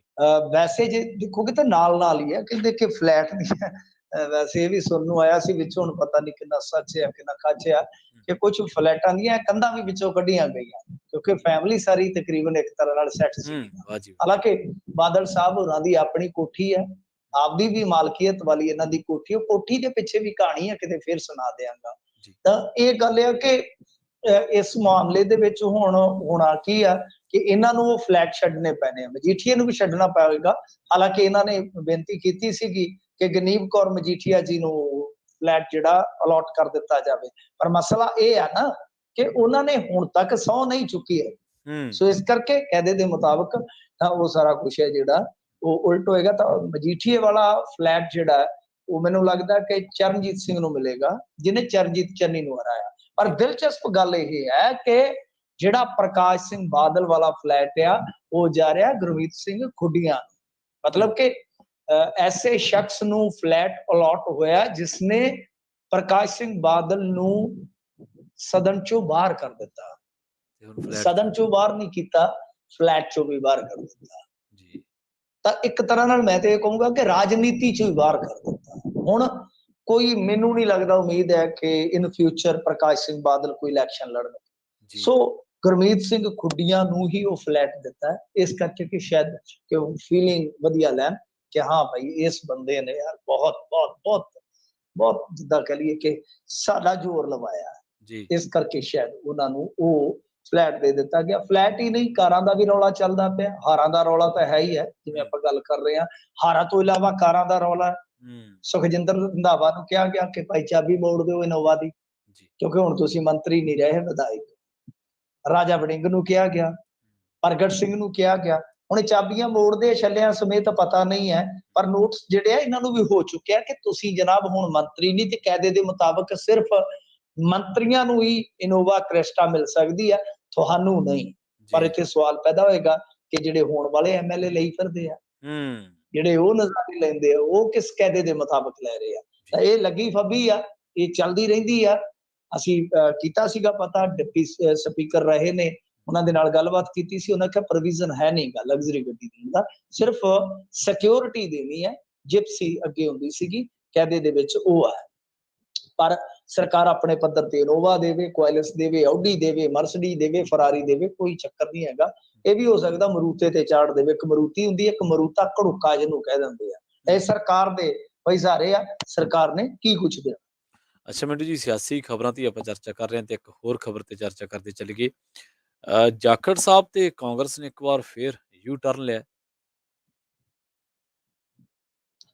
ਦੇਖੋ ਗੱਲ ਕੀ ਹੈ ਕਿ ਸੁਨੀਲ ਜਾਖੜ ਤੇ ਇਹਨਾਂ ਨੇ ਆਖਿਆ ਸੀਗਾ ਕਿ ਕਾਰਵਾਈ ਕਰਾਂਗੇ, ਕਾਰਵਾਈ ਕਰਾਂਗੇ, ਤਾਂ ਕਾਰਵਾਈ ਦੇ ਵਿੱਚ ਕੀ ਸੀ? ਪਹਿਲਾਂ ਕਿਹਾ 2 ਸਾਲ ਦੀ ਜੀ ਉਹਨਾਂ ਨੂੰ ਹੋ ਸਕਦਾ ਹੈ ਪਾਬੰਦੀ ਚੱਲਣੀ ਪਵੇ, ਮਤਲਬ ਕਿ ਪਾਰਟੀ ਚੋਂ ਐਕਸਪੈਲ ਕਰ ਦੇਣ। ਪਰ ਬਾਅਦ ਦੇ ਵਿੱਚ ਇਹ ਕਿਹਾ ਗਿਆ ਕਿ ਜੀ ਉਹਨਾਂ ਤੋਂ ਅਹੁਦੇ ਖੋਹ ਲਏ ਆ, ਤੇ ਮੈਂ ਆਖਿਆ ਸੀ ਉਹਦਾ ਤਾਂ ਕੋਈ ਹੈ ਹੀ ਨਹੀਂ ਸੁਨੀਲ ਜਾਖੜ ਦੇ ਕੋਲ ਜਨਾਬ। ਹੁਣ ਇਹ ਖਬਰ ਆ ਰਹੀ ਹੈ ਕਿ ਨਹੀਂ ਨਹੀਂ ਨਹੀਂ ਨਹੀਂ ਉਸਤਾਦ ਜੀ, ਗੱਲ ਆ ਕਿ ਇਹ ਸੀਗੀ ਕਿ 2 ਸਾਲ ਤੱਕ ਅਹੁਦਾ ਨਹੀਂ ਦਿੱਤਾ ਜਾਣਾ ਸੁਨੀਲ ਜਾਖੜ। ਉਹਦੇ ਐਕਟਿਵ ਪੋਲਿਟਿਕਸ ਦੇ ਵਿੱਚੋਂ ਹੀ ਕਹਿੰਦਾ ਕਿ ਮੈਂ ਬਾਹਰ ਆ, ਕਿ ਚੱਲ ਕੀ ਰਿਹਾ, ਸਮਝ ਤੋਂ ਪਰੇ ਦੀ ਗੱਲ ਆ। ਤੇ ਖੈਰ ਦੇਖੋ ਮਾਮਲਾ ਕੀ ਹੈ ਕਿ ਸੁਨੀਲ ਜਾਖੜ ਹੋਰਾਂ ਨੇ ਰੌਲਾ ਪਾ ਲੈਣਾ ਸੀਗਾ ਕਿ ਹਿੰਦੂ ਹੋਣ ਕਰਕੇ ਹੀ ਸਾਨੂੰ ਇਹ ਨਜ਼ਰਅੰਦਾਜ਼ ਕੀਤਾ ਜਾ ਰਿਹਾ ਹੈ ਜਾਂ ਸਾਡੇ ਤੇ ਕਾਰਵਾਈ ਕੀਤੀ ਜਾ ਰਹੀ ਹੈ। ਕਿਉਂਕਿ ਕੱਲ ਸੁਨੀਲ ਜਾਖੜ ਦਾ ਜਿਹੜਾ ਭਤੀਜਾ ਸੰਦੀਪ ਜਾਖੜ, ਉਹ ਬੋਲ ਵੀ ਪਿਆ ਸੀ ਇਸ ਮੁੱਦੇ ਤੇ ਸੁਨੀਲ ਜਾਖੜ ਨੇ ਰਵਿਦਾਸ ਜੀ ਦੇ ਜਨਮ ਸਥਲ ਤੇ ਜਾ ਕੇ, ਜਨਮ ਸਥਾਨ ਤੇ ਜਾ ਕੇ ਮਾਫੀ ਮੰਗ ਲਈ ਸੀਗੀ। ਜੇ ਉਹਨਾਂ ਨੇ ਆਖਿਆ ਸੀਗਾ ਕਿ ਕਿਸੇ ਦੇ ਹਿਰਦੇ ਨੂੰ ਠੇਸ ਪਹੁੰਚੀ ਹੈ ਤੇ ਭਾਈ ਮੈਂ ਮਾਫੀ ਮੰਗ ਲੈਣਾ, ਸਪਸ਼ਟੀਕਰਨ ਵੀ ਦੇ ਦਿੱਤਾ ਸੀਗਾ ਜਾ ਕੇ। ਤਾਂ ਤੁਸੀਂ ਦੇਖੋ ਨਾ, ਉਹ ਇਸ ਮੁੱਦੇ ਨੂੰ ਇੱਕ ਬੜਾ ਵੱਡਾ ਮੁੱਦਾ ਬਣਾ ਸਕਦੇ ਆ ਕਿ ਅਸੀਂ ਦਲਿਤ ਸਮਾਜ ਤੋਂ ਮਾਫੀ ਮੰਗ ਚੁੱਕੇ ਹਾਂ। ਜੇ ਤੁਸੀਂ ਉਸ ਬਿਆਨ ਨੂੰ ਇਹਨਾਂ ਨਾਲ ਜੋੜਦੇ ਹੋ ਕਿ ਭਾਈ ਚੰਨੀ ਸਾਹਿਬ ਨਾਲ ਜੋ ਜੋੜਿਆ ਜਾ ਰਿਹਾ ਬਿਆਨ, ਤਾਂ ਉਹਦੇ ਮੁਤਲਕ ਤੇ ਮੈਂ ਮਾਫੀ ਮੰਗ ਲਈ ਆ, ਤੇ ਐਸੀ ਭਾਈਚਾਰੇ ਨੇ ਵੀ ਮਾਫ ਕਰ ਦਿੱਤਾ ਜੀ, ਕਿਉਂਕਿ ਉਹਨਾਂ ਨੇ ਕੋਈ ਕਾਰਵਾਈ ਨਹੀਂ ਕਰਵਾਈ। ਤਾਂ ਫਿਰ ਤੁਸੀਂ ਕਿਹੜੇ ਵਾਹ ਦੇ ਵਿੱਚ ਕਾਰਵਾਈ ਕਰ ਰਹੇ ਹੋ? ਕਿਉਂਕਿ ਮੈਂ ਹਿੰਦੂ ਹਾਂ। ਤੇ ਜਿਹੜੇ ਇਸ ਤਰ੍ਹਾਂ ਦੇ ਸਟੇਟਮੈਂਟ ਸੀਗੇ, ਜੇ ਆਪਾਂ ਦੇਖੀਏ, ਮੈਂ ਜਿਵੇਂ ਕੱਲ ਵੀ ਕਿਹਾ ਸੀਗਾ, ਅੱਜ ਵੀ ਕਹਿਣਾ ਕਿ ਅਸਲ ਦੇ ਵਿੱਚ ਕੁਝ ਕਾਂਗਰਸੀਆਂ ਨੇ ਵਿਰੋਧ ਜਤਾਇਆ ਸੀਗਾ ਕਿ ਜਿਹੜਾ ਹਿੰਦੂ ਵਾਲਾ ਬਿਆਨ ਸੀਗਾ ਉਹ ਨੁਕਸਾਨ ਕਰ ਗਿਆ। ਪਰ ਇਹੋ ਜਿਹੇ ਬਿਆਨ ਤੇ ਕਈਆਂ ਨੇ ਦਿੱਤੇ ਨੇ। ਹੁਣ ਜਿਵੇਂ ਕੁਮਾਰ ਵਿਸ਼ਵਾਸ ਨੂੰ ਧੂਈ ਫਿਰਦਾ ਹੈ ਕੇਜਰੀਵਾਲ, ਤੇ ਕੇਜਰੀਵਾਲ ਨੇ ਖੁਦ ਕਿਹਾ ਸੀਗਾ ਕਿ ਇੱਕ ਹਿੰਦੂ ਵਪਾਰੀ ਨੇ ਆ ਕੇ ਮੈਨੂੰ ਕਿਹਾ ਕਿ ਮੈਨੂੰ ਇੱਥੋਂ ਡਰ ਲੱਗਦਾ ਪੰਜਾਬ ਦੇ ਵਿੱਚ। ਪੰਜਾਬ ਦੇ ਵਿੱਚ ਡਰ ਕਿਤੋਂ ਲੱਗਦਾ? ਕਿਤੇ ਸਾਫ਼ ਹੋਣਾ ਚਾਹੀਦਾ ਨਾ, ਸਬੂਤ ਕਿਸੇ ਤੋਂ ਵੀ ਮੰਗੇ ਜਾ ਸਕਦੇ ਆ। ਖੈਰ ਇਹ ਸਾਰੀਆਂ ਗੱਲਾਂ ਜਿਹੜੀਆਂ ਉਹ ਚੱਲਦੀਆਂ ਰਹਿੰਦੀਆਂ ਨੇ ਰਾਜਨੀਤੀ ਦੇ ਵਿੱਚ। ਪਰ ਜੇ ਆਪਾਂ ਦੇਖੀਏ ਇਸ ਸਾਰੇ ਮਾਮਲੇ ਦੇ ਵਿੱਚ, ਇਸ ਸਾਰੇ ਪ੍ਰਕਰਨ ਦੇ ਵਿੱਚ, ਲੱਗਦਾ ਇਹੋ ਆ ਕਿ ਕਾਂਗਰਸ ਜਿਹੜੀ ਆ ਯੂ ਟਰਨ ਤੇ ਯੂ ਟਰਨ ਜਿਹੜਾ ਮਾਰ ਰਹੀ ਹੈ ਇਸ ਮਾਮਲੇ 'ਚ। ਔਰ ਉਹਦੇ ਸਟੈਂਡਰਡ ਵੀ ਜਿਹੜੇ ਤੁਸੀਂ ਦੇਖੋਗੇ ਤਾਂ ਉਹ ਸਟੈਂਡਰਡ ਵੀ ਡਬਲ ਟ੍ਰਿਪਲ ਹੀ ਨਜ਼ਰ ਆਉਣਗੇ ਤੁਹਾਨੂੰ। ਅੱਛਾ, ਬਰਖਾਸਤ ਪ੍ਰੋਫੈਸਰ ਨੇ ਰਾਮ ਮੰਦਿਰ 'ਚ ਜਾ ਕੇ ਮਾਫੀ ਮੰਗੀ ਹੈ ਮਿੱਠੂ ਜੀ? ਦੇਖੋ ਇਸ ਬੀਬੀ ਨੇ ਰਾਮ ਬਾਰੇ ਕੁਝ ਗਲਤ ਬੋਲਿਆ ਸੀਗਾ, ਰਾਵਣ ਬਾਰੇ ਕੁਝ ਸਹੀ ਬੋਲਿਆ ਸੀ ਉਹਦੇ ਕਹਿਣ ਦੇ ਮੁਤਾਬਕ। ਦੇਖੋ ਗੱਲ ਕੀ ਹੈ ਕਿ ਰਾਮ ਨੂੰ ਇਹਨੇ ਹੋਰ ਤਰੀਕੇ ਨਾਲ ਪੇਸ਼ ਕਰ ਦਿੱਤਾ, ਰਾਵਣ ਨੂੰ ਹੋਰ ਤਰੀਕੇ ਨਾਲ, ਮਾਨਤਾਵਾਂ ਦੇ ਉਲਟ। ਤੁਹਾਨੂੰ ਪਤਾ ਹੀ ਹੈ, ਵੈਸੇ ਤਾਂ ਦੇਖੋ ਕੁਝ ਥਾਵਾਂ ਤੇ ਰਾਵਣ ਨੂੰ ਪੂਜਿਆ ਜਾਂਦਾ, ਬਹੁਤ ਸਾਰੀਆਂ ਥਾਵਾਂ ਤੇ ਰਾਮ ਨੂੰ ਪੂਜਿਆ ਜਾਂਦਾ। ਇਹ ਇਸ ਤਰ੍ਹਾਂ ਹੀ ਚੱਲਦਾ ਸਾਰਾ ਕੁਝ। ਪਰ ਇਹ ਜਿਹੜੀ ਗੁਰਸੰਘਪ੍ਰੀਤ ਕੌਰ ਆ ਪ੍ਰੋਫੈਸਰ ਜਿਹੜੀ ਆ, ਹਾਂਜੀ। ਤਾਂ ਇਹਨੇ ਹੁਣ ਜਾ ਕੇ ਤੇ ਮਾਫੀ ਮੰਗੀ ਆ ਰਾਮ ਮੰਦਿਰ ਦੇ ਵਿੱਚ ਕਿ ਵੇਖੋ ਮੈਂ ਤੇ ਡਿਪਰੈਸ਼ਨ ਦੇ ਵਿੱਚ ਇਹ ਸਭ ਕੁਝ ਬੋਲ ਬੈਠੀ, ਕਿਉਂਕਿ ਇਹਨੇ ਰਾਵਣ ਨੂੰ ਚੰਗਾ ਕਿਹਾ, ਰਾਮ ਜੀ ਦਾ ਸ਼ਬਦ ਇਸ ਤਰ੍ਹਾਂ ਦੇ ਬੋਲ ਦਿੱਤੇ ਜਿਨ੍ਹਾਂ ਤੇ ਇਤਰਾਜ਼ ਸੀਗਾ। ਹੁਣ ਇਹ ਕਹਿੰਦੀ ਹੈ ਕਿ ਦੇਖੋ ਜੀ ਮੈਂ ਰਾਵਣ ਨੂੰ ਭਲਾ ਆਦਮੀ ਜੋ ਕਿਹਾ ਤੇ ਉਹਨੂੰ ਬੜਾ ਮਤਲਬ ਕਿ ਗਿਆਨੀ ਬੰਦਾ ਦੱਸਦਿਆਂ ਭਗਵਾਨ ਰਾਮ ਨੂੰ ਜਿਵੇਂ ਸ਼ਾਤਰ, ਮੌਕਾ ਪ੍ਰਸਤ, ਕੁਛ ਐਸੇ ਸ਼ਬਦ ਬੋਲਦੇ ਸਨ। ਚਲੋ ਆਪਾਂ ਭਾਵਨਾਵਾਂ ਦਾ ਖਿਆਲ ਰੱਖਦੇ ਹਾਂ। ਤਾਂ ਖੈਰ ਹੋਇਆ ਕਿ ਉਸ ਤੋਂ ਬਾਅਦ ਫਿਰ ਇਹਨੂੰ ਨੌਕਰੀ ਤੋਂ ਕੱਢ ਦਿੱਤਾ ਗਿਆ ਜਦੋਂ, ਤੇ ਇਹਦੀ ਯੂਨੀ ਨੇ ਆਪ ਹੀ ਕਹਿ ਦਿੱਤਾ ਸੀਗਾ ਕਿ ਸਾਡਾ ਇਹਦੇ ਨਾਲ ਜਾਂ ਸਾਡਾ ਇਸ ਬਿਆਨ ਦੇ ਨਾਲ ਕੋਈ ਲੈਣਾ ਦੇਣਾ ਨਹੀਂ। ਤਾਂ ਉਸ ਤੋਂ ਬਾਅਦ ਫਿਰ ਇਹ ਰਾਮ ਮੰਦਿਰ ਦੇ ਵਿੱਚ ਜਾਂਦੀ ਹੈ, ਮਾਫੀ ਮੰਗਦੀ ਹੈ, ਵੀਡੀਓ ਜਿਹੜੀ ਆ ਵਾਇਰਲ ਹੋ ਰਹੀ ਹੈ। ਦੇਖੋ ਗੱਲ ਇਹ ਆ ਕਿ ਜੇ ਤੁਹਾਨੂੰ ਡਿਪਰੈਸ਼ਨ ਹੋ ਜਾਂਦਾ, ਵੈਸੇ ਅੱਜ ਕੱਲ ਬਿਮਾਰੀ ਆ, ਜੇ ਤੁਹਾਨੂੰ ਡਿਪਰੈਸ਼ਨ ਆ ਤੇ ਇੱਕ ਰਾਤ ਦੇ ਵਿੱਚ ਹੀ ਠੀਕ ਹੋ ਗਿਆ, ਇਹ ਵੀ ਤਾਂ ਸੋਚਣ ਵਾਲੀ ਗੱਲ ਹੈ। ਕਿਹੜੀ ਗੋਲੀ ਐਸੀ ਅੱਧੇ ਪੰਜਾਬ ਨੂੰ ਡਿਪਰੈਸ਼ਨ ਹੋਈ ਪਈ, ਉਹ ਗੋਲੀ ਦਾ ਨਾਮ ਤੇ ਦੱਸ ਦਿਓ ਪ੍ਰੋਫੈਸਰ ਸਾਹਿਬਾ, ਜਿਹਦੇ ਨਾਲ ਕੁਝ ਘੰਟਿਆਂ ਬਾਅਦ ਹੀ ਅਕਲ ਜਿਹੜੀ ਬੰਦੇ ਨੂੰ ਸਹੀ ਹੋ ਜਾਂਦੀ ਹੈ। ਕਿਉਂ ਇਹਨਾਂ ਪੰਗਿਆਂ 'ਚ ਪੈਣਾ? ਮੈਂ ਤਾਂ ਹੈਰਾਨ ਆ, ਕਿਉਂ ਤੁਸੀਂ ਮਾਨਤਾਵਾਂ ਦੇ ਉਲਟ ਚੱਲਦੇ ਹੋ? ਅੱਛਾ ਇਹ ਖਬਰ ਚੱਲੀ, ਖਬਰ ਦੇ ਹੇਠਾਂ ਜਾ ਕੇ ਦੇਖ ਲਓ, ਜ਼ਿਆਦਾਤਰ ਇਹੀ ਗੱਲਾਂ ਨੇ ਯਾਰ, ਕਿਸੇ ਨੂੰ ਮੰਨਦੇ ਹੋ, ਕਿਸੇ ਧਰਮ ਦੇ ਵਿੱਚ ਤੁਹਾਡੀ ਆਸਥਾ ਰੱਖੋ, ਕਿਉਂ ਕਿਸੇ ਨੂੰ ਵੱਡਾ ਕਿਸੇ ਨੂੰ ਛੋਟਾ, ਕੀ ਫਰਕ ਪੈਂਦਾ ਇਹਨਾਂ ਚੀਜ਼ਾਂ ਦਾ? ਜਿੱਥੇ ਕਿਸੇ ਦੀ ਲੱਗੀ ਆ ਲੱਗੀ ਰਹਿਣ ਦਿਓ। ਜੇ ਤੁਸੀਂ ਕਿਸੇ ਨੂੰ ਮਿਥਿਆਸ ਮੰਨਦੇ ਹੋ, ਕਿਸੇ ਨੂੰ ਇਤਿਹਾਸ ਮੰਨਦੇ ਹੋ, ਆਪੋ ਆਪਣੀ ਮਾਨਤਾ ਹੈ। ਚਲੋ ਜੇ ਕੋਈ ਮਾਨਤਾ ਕਰਦਾ ਹੈ ਤਾਂ ਉਹਦੇ ਨਾਲ ਇਸ ਤਰ੍ਹਾਂ ਇੱਕ ਨਫ਼ਰਤੀ ਭਾਵ ਨਾਲ ਜਾਂ ਉੱਚ ਨੀਚ ਦੇ ਭਾਵ ਨਾਲ ਜੇ ਆਪਾਂ ਪੇਸ਼ ਆਵਾਂਗੇ ਤਾਂ ਫਰਕ ਵਧਾਉਣ ਵਾਲੀ ਗੱਲ ਬਣ ਜਾਂਦੀ। ਤਾਂ ਮੈਨੂੰ ਵੀ ਲੱਗਦਾ ਕਿ ਇਹਨਾਂ ਚੀਜ਼ਾਂ ਦਾ ਕੋਈ ਫਾਇਦਾ ਹੈਗਾ। ਜਿਹੜੀਆਂ ਗੱਲਾਂ ਸਾਨੂੰ ਅੱਗੇ ਲਿਜਾ ਸਕਦੀਆਂ ਨੇ ਉਹ ਕਰਨੀਆਂ ਚਾਹੀਦੀਆਂ, ਜਿਹੜੀਆਂ ਗੱਲਾਂ ਸਾਨੂੰ ਖਿੰਡਾ ਦੇਣ, ਜਿਹੜੀਆਂ ਗੱਲਾਂ ਸਾਨੂੰ ਪਾੜ ਦੇਣ ਪੰਜਾਬ ਦੇ ਵਿੱਚ, ਉਹ ਨਹੀਂ ਕਰਨੀਆਂ ਚਾਹੀਦੀਆਂ। 53 ਸਕਰੀਨਸ਼ਾਟ ਪਾਏ ਸੀ ਇੱਕ ਹਿੰਦੂ ਭਾਈਚਾਰੇ ਦੇ ਮਿੱਤਰ ਨੇ, ਪੜ੍ਹੇ ਲਿਖੇ ਨੇ, ਵਿਦਵਾਨ ਨੇ, ਉਹਨੇ ਆਖਿਆ ਜਿਹੜੇ ਹਿੰਦੂ ਸਿੱਖ ਦੀ ਏਕਤਾ ਦੀ ਗੱਲ ਕਰਦੇ ਆ, ਕਰੋ ਗੱਲ ਕਿ ਸਾਡੇ ਪ੍ਰਤੀ ਇਹੋ ਜਿਹੀ ਨਫ਼ਰਤ ਹੈ ਤੇ ਅਸੀਂ ਤੁਹਾਡੀ ਆਸਥਾ ਦਾ ਸਤਿਕਾਰ ਕਰਦੇ, ਕੀ ਉੱਥੇ ਕੀ ਜਾ ਕੇ ਥੱਲੇ ਲਿਖੋਗੇ? ਕੁਛ ਵੀ ਨਹੀਂ ਹੈਗਾ। ਕੀ ਕਹੋਗੇ? ਉਹ ਕਹਿੰਦੇ ਜੀ ਅਸੀਂ ਤੇ ਸਤਿਕਾਰ ਕਰਦੇ ਹਾਂ, ਮੈਨੂੰ ਹੋਰ ਕਿਸ ਦਾ ਪਤਾ ਨਹੀਂ, ਮੈਂ ਸਤਿਕਾਰ ਕਰਨਾ ਵਾ ਗੁਰੂ ਸਾਹਿਬਾਨ ਦਾ, ਸਿੱਖ ਧਰਮ ਦਾ, ਪਰ ਕੀ ਸਾਨੂੰ ਸਤਿਕਾਰ ਨਹੀਂ ਮਿਲਣਾ ਚਾਹੀਦਾ ਆਸਥਾ ਦਾ? ਖੈਰ ਇਹ ਚੀਜ਼ਾਂ ਨੇ, ਇਹਨਾਂ ਨੂੰ ਵਧਾਉਣ ਦਾ ਕੋਈ ਫਾਇਦਾ ਨਹੀਂ। ਪਰ ਡਿਪਰੈਸ਼ਨ ਵਾਲੀ ਗੱਲ ਹੈ, ਇਹ ਜ਼ਰੂਰ ਚਾਹਾਂਗੇ ਕਿ ਪ੍ਰੋਫੈਸਰ ਸਾਹਿਬਾਂ ਦੱਸਣ ਕਿ ਇੰਨੀ ਜਲਦੀ ਡਿਪਰੈਸ਼ਨ ਕਿੱਦਾਂ ਦੂਰ ਹੋ ਗਿਆ, ਕੋਈ ਦਵਾਈ ਵਗੈਰਾ ਲਈ ਹੋਏਗੀ? ਜੀ। ਅੱਛਾ ਮਿੰਟੂ ਜੀ, ਮਿਸ ਪੀਟੀਸੀ ਪੰਜਾਬਣ ਜਿਹੜਾ ਮਾਮਲਾ ਵਾ, ਉਸ ਮਾਮਲੇ 'ਚ ਜਿਹੜੀ ਰੈਜ਼ੀਡੈਂਸੀ ਦਾ ਹੋਟਲ ਦੇ ਮਾਲਕ ਦੀ ਗ੍ਰਿਫਤਾਰੀ ਹੋਈ ਹੈ ਹੁਣ? ਹਾਂਜੀ ਦੇਖੋ, ਖਬਰਾਂ ਚੱਲੀ ਜਾਂਦੀਆਂ ਨੇ ਕਿ ਹੋਟਲ ਦੇ ਮਾਲਕ ਦੀ ਗ੍ਰਿਫਤਾਰੀ ਹੋ ਗਈ ਆ, ਤੇ ਉਹ ਹੋ ਹੀ ਜਾਣੀ ਸੀਗੀ। ਵੈਸੇ ਤੇ ਕਮਾਲ ਦੀ ਗੱਲ ਇਹ ਆ ਕਿ ਉਹ ਜਿਹੜੀ ਬੀਬੀ ਆ ਜਿਹੜੀ ਨਾਮਜ਼ਦ ਕੀਤੀ ਗਈ ਹੈ ਕੇਸ ਦੇ ਵਿੱਚ, ਉਹਦੀ ਜ਼ਮਾਨਤ ਵੀ ਜਿਹੜੀ ਖਾਰਜ ਹੋ ਚੁੱਕੀ ਹੈ, ਬੀਬੀ ਘੁੰਮਣ, ਉਹ ਪਤਾ ਨਹੀਂ ਹੁਣ ਕਿੱਥੇ ਘੁੰਮਦੀ ਫਿਰਦੀ ਆ, ਉਹ ਤੇ ਹਾਲੇ ਤੱਕ ਅਰੈਸਟ ਨਹੀਂ ਹੋਈ। ਇਹਨਾਂ ਨੇ ਹੋਟਲ ਦਾ ਮਾਲਕ ਹੈ ਜਿਹੜਾ ਉਹ ਅਰੈਸਟ ਕਰ ਲਿਆ ਵਾ। ਅਗਰ ਇਹ ਮਾਮਲਾ ਹਾਈ ਪ੍ਰੋਫਾਈਲ ਮਾਮਲਾ ਹੈ, ਇਹਦੇ ਵਿੱਚ ਇਨਵੈਸਟੀਗੇਸ਼ਨ ਹੋਣੀ ਚਾਹੀਦੀ ਹੈ, ਜਲਦੀ ਤੋਂ ਜਲਦੀ ਸਾਰੀਆਂ ਗ੍ਰਿਫਤਾਰੀਆਂ ਹੋਣੀਆਂ ਚਾਹੀਦੀਆਂ। ਪਰ ਉਹ ਗ੍ਰਿਫਤਾਰੀ ਕਿਉਂ ਨਹੀਂ ਹੋ ਰਹੀ? ਕਿ ਉਹ ਬੀਬੀ ਇਸ ਦੇਸ਼ ਦੇ ਵਿੱਚ ਹੀ ਆ ਜਾਂ ਇੱਥੋਂ ਪਾਸੇ ਚਲੇ ਗਈ? ਇਹ ਵੇਖਣ ਦੀ ਗੱਲ ਆ। ਪਰ ਇਹਨਾਂ ਦਾ ਜਿਹੜਾ ਐਮਡੀ ਆ ਪੀਟੀਸੀ ਵਾਲਿਆਂ ਦਾ, ਉਹ ਵੀ ਅੰਦਰ ਹੈ। ਹੈਰਾਨੀਜਨਕ ਗੱਲ ਆ ਕਿ ਐਮਡੀ ਵੀ ਫੜਿਆ ਗਿਆ ਤੇ ਹੋਟਲ ਦਾ ਮਾਲਕ ਵੀ, ਤੇ ਇਸ ਤੋਂ ਇਲਾਵਾ ਮੇਰੇ ਖਿਆਲ ਦੇ ਨਾਲ ਹੋਰ ਨਾਮਜ਼ਦ ਬੰਦੇ ਜਿਹੜੇ ਆ ਉਹ ਵੀ ਛੇਤੀ ਕਿਤੇ ਚਲੋ ਫੜ ਲੈਣਗੇ, ਕਿਤੇ ਵੱਡੀ ਗੱਲ ਨਹੀਂ ਹੈਗੀ। ਪਰੰਤੂ ਜੋ ਦਿਖਾਇਆ ਇਹਨਾਂ ਨੇ ਕੇਸ ਦੇ ਮੁਤਾਬਕ, ਤਾਂ ਉਹ ਤਾਂ ਹਾਲੇ ਤੱਕ ਹਸਤੀ ਫੜੀ ਨਹੀਂ ਗਈ। ਇਹਨਾਂ ਨੂੰ ਫੜਨਾ ਚਾਹੀਦਾ, ਇਸ ਮਾਮਲੇ 'ਚ ਪੂਰਨ ਨਿਆਂ ਹੋਣਾ ਚਾਹੀਦਾ। ਹਾਂ ਮੈਂ ਕਹਿੰਦਾ ਮੇਰੀ ਹਮੇਸ਼ਾ ਇਹੀ ਮੰਗ ਹੁੰਦੀ, ਕਿਉਂਕਿ ਅਸੀਂ ਮੰਗ ਹੀ ਕਰ ਸਕਦੇ ਹਾਂ ਕਿ ਭਾਈ ਕਿਸੇ ਦੇ ਨਾਲ ਅਨਿਆਂ ਨਹੀਂ ਹੋਣਾ ਚਾਹੀਦਾ। ਜੇ ਕੋਈ ਨਜਾਇਜ਼ ਆ ਉਹ ਨਹੀਂ ਟੰਗਿਆ ਜਾਣਾ ਚਾਹੀਦਾ, ਜੇ ਕੋਈ ਜਾਇਜ਼ ਆ ਉਹ ਨਹੀਂ ਬਚਣਾ ਚਾਹੀਦਾ। ਇਹ ਮਾਮਲਾ ਹਾਈ ਪ੍ਰੋਫਾਈਲ ਆ, ਔਰ ਇਸ ਤਰ੍ਹਾਂ ਦੇ ਜਿਹੜੇ ਮੁਕਾਬਲੇ ਹੁੰਦੇ ਨੇ ਉਹਨਾਂ ਸਾਰਿਆਂ ਤੇ ਨਿਗਾਹ ਰੱਖਣ ਦੀ ਜ਼ਰੂਰਤ ਆ। ਇਹ ਜਿਹੜਾ ਨਵਾਂ ਟ੍ਰੈਂਡ ਚੱਲਿਆ ਕਿ ਹੋਟਲ ਦੇ ਵਿੱਚ ਰੱਖਿਆ ਜਾਂਦਾ ਇੰਨੇ ਦਿਨਾਂ, ਕੀ ਗੱਲ ਹੈ ਵੀ ਉੱਥੇ ਕੋਈ ਕੈਦਖਾਨਾ ਬਣਾਇਆ ਹੁੰਦਾ? ਤੁਸੀਂ ਕੀ ਹੋ ਜਾਏਗਾ? ਮੁਕਾਬਲਾ ਖੁੱਲਾ ਮੁਕਾਬਲਾ ਕਰਵਾਓ ਤੁਸੀਂ, ਬਿਊਟੀ ਮੁਕਾਬਲਾ ਹੈ ਜਾਂ ਕੁਝ ਵੀ ਮੁਕਾਬਲਾ ਜਿਹੜਾ ਵੀ ਤੁਸੀਂ ਕਰਵਾਨੇ ਆ, ਉਹਦੇ 'ਚ ਕੀ ਲੁਕਾਉਣ ਵਾਲੀ ਕਿਹੜੀ ਗੱਲ ਹੈ ਬਈ?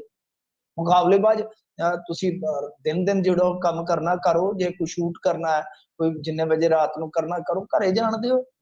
ਤੇ ਜੇ ਮੰਨ ਲਓ ਠਹਿਰਾਉਣਾ ਵੀ ਹੈ, ਐਸੀ ਵਿਵਸਥਾ ਹੋਣੀ ਚਾਹੀਦੀ ਹੈ ਐਸਾ ਪ੍ਰਬੰਧ ਹੋਣਾ ਚਾਹੀਦਾ ਹੈ, ਜੀ ਜਿਹੜੇ ਮੁਕਾਬਲੇ ਉਹ ਰਜਿਸਟਰਡ ਹੋਣ। ਕੁਝ ਵੱਡੇ ਸ਼ਹਿਰ ਹੀ ਜਿਹੜੇ ਆ ਚੋਣਵੇਂ ਸ਼ਹਿਰ ਰੱਖੇ ਜਾਣ, ਤੇ ਜਿੱਥੇ ਜਿਹੜਾ ਵੀ ਕੋਈ ਔਰਤ ਅਧਿਕਾਰੀ ਉੱਥੇ ਜੋ ਸੰਬੰਧਿਤ ਏਰੀਏ ਦਾ ਤਾਂ ਉਹ ਜਾ ਕੇ ਉੱਥੇ ਚੈਕਿੰਗ ਕਰੇ ਅਫਸਰ ਹੂੰ ਬਕਾਇਦਾ, ਵੀ ਕੁੜੀਆਂ ਨੂੰ ਕੋਈ ਸਮੱਸਿਆ ਤੇ ਨਹੀਂ ਆ ਰਹੀ। ਜੀ ਇਸ ਕਰਕੇ ਜ਼ਰੂਰੀ ਹੈ ਨਾ ਚੀਜ਼ਾਂ, ਇੱਕ ਥਾਂ ਤੇ ਖਲੋਣ ਵਾਲੀ ਗੱਲ ਨਹੀਂ ਹੈ, ਅੱਗੇ ਵੀ ਵੇਖਣ ਦੀ ਜ਼ਰੂਰਤ ਹੈ, ਹੋਰ ਤਾਂ ਨਹੀਂ ਕੁਝ ਐਸਾ ਵੈਸਾ ਹੋ ਰਿਹਾ। ਜੀ ਬਿਲਕੁਲ। ਤਾਂ ਪ੍ਰਧਾਨ ਮੰਤਰੀ ਸਾਹਿਬ ਹੁਣ ਸਟੇਟਾਂ ਨੂੰ ਕਹਿ ਰਹੇ ਨੇ ਵੀ ਟੈਕਸ ਘਟਾ ਲਓ, ਤੁਸੀਂ ਮਾੜਾ ਮੋਟਾ ਰਾਹਤ ਦੇ ਦਿਓ ਲੋਕਾਂ ਨੂੰ।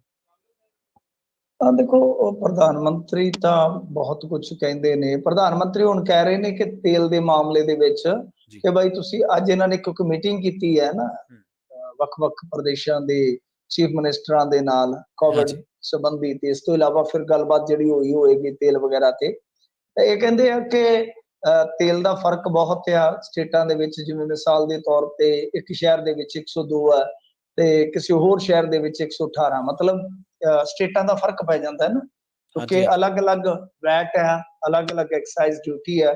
ਜੀ ਤਾਂ ਜਦੋਂ ਉਹ ਅਲੱਗ-ਅਲੱਗ ਵੈਟ ਦੇ ਵਿੱਚ ਜਾਂਦੇ ਆ ਤਾਂ ਰੇਟ ਦਾ ਫਰਕ ਪੈ ਜਾਂਦਾ ਹੈ। ਤੇ ਇਸ ਕਰਕੇ ਉਹਨਾਂ ਨੇ ਕਿਹਾ ਕਿ ਸਟੇਟਾਂ ਨੂੰ ਚਾਹੀਦਾ ਕਿ ਮਹਿੰਗਾਈ ਤੋਂ ਰਾਹਤ ਦੇਣ ਵਾਸਤੇ ਘੱਟੋ ਘੱਟ ਵੈਟ ਜਿਹੜਾ ਆ ਉਹ ਸਰਕਾਰਾਂ ਹਟਾਉਣ।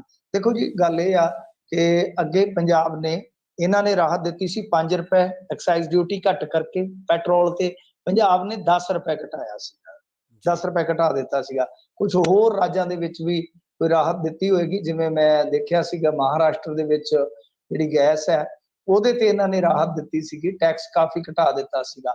ਉਹ ਕਹਿਣ ਦਾ ਮਤਲਬ ਇਹ ਹੈ ਕਿ ਸਰਕਾਰ ਜਿਹੜੀ ਕੇਂਦਰ ਦੀ ਹੈ ਉਹਨੂੰ ਪਹਿਲ ਕਰਨੀ ਚਾਹੀਦੀ। ਜੇ ਉਹ ਪਹਿਲ ਕਰ ਦੇਵੇ ਤੇ ਮੈਨੂੰ ਲੱਗਦਾ ਕਿ ਸੂਬਾ ਸਰਕਾਰਾਂ ਤੇ ਉਦਾਂ ਹੀ ਦਬਾਅ ਆ ਜਾਏਗਾ, ਦਬਾਅ ਵੱਧ ਜਾਏਗਾ ਪਬਲਿਕ ਦਾ।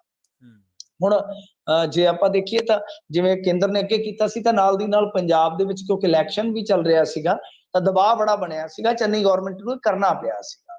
ਜੀ ਇਸ ਤਰ੍ਹਾਂ ਮੇਰੇ ਖਿਆਲ ਦੇ ਨਾਲ ਮਿਸਾਲ ਇਹਨਾਂ ਨੂੰ ਫੇਰ ਪੇਸ਼ ਕਰਨੀ ਚਾਹੀਦੀ। ਔਰ ਵੈਸੇ ਵੀ ਇਹਨਾਂ ਨੇ ਸੰਸਦ ਦੇ ਵਿੱਚ ਮੰਨਿਆ ਹੈ ਕਿ ਪਿਛਲੇ 3 ਸਾਲਾਂ ਦੇ ਦੌਰਾਨ ਹੀ ਤਕਰੀਬਨ 9 ਲੱਖ ਕਰੋੜ ਰੁਪਈਆ ਕਮਾਇਆ ਇਹਨਾਂ ਨੇ, 9 9 ਲੱਖ ਲੱਖ ਕਰੋੜ ਰੁਪਈਆ। ਜੀ ਸੋ ਗੱਲ ਇਹ ਹੈ ਕਿ ਇੰਨੀ ਕਮਾਈ ਤੁਸੀਂ ਕਰ ਚੁੱਕੇ ਹੋ। ਔਰ ਗੱਲ ਇਹ ਹੁੰਦੀ ਹੈ ਕਿ ਜਿਵੇਂ ਤੇਲ ਦੀ ਖਪਤ ਜ਼ਿਆਦਾ ਹੋਏਗੀ, ਟੈਕਸ ਤਦ ਵੀ ਵਧੇਗਾ, ਜੀ ਕਲੈਕਸ਼ਨ ਤੁਹਾਡੀ ਤਦ ਵੀ ਵਧੇਗੀ।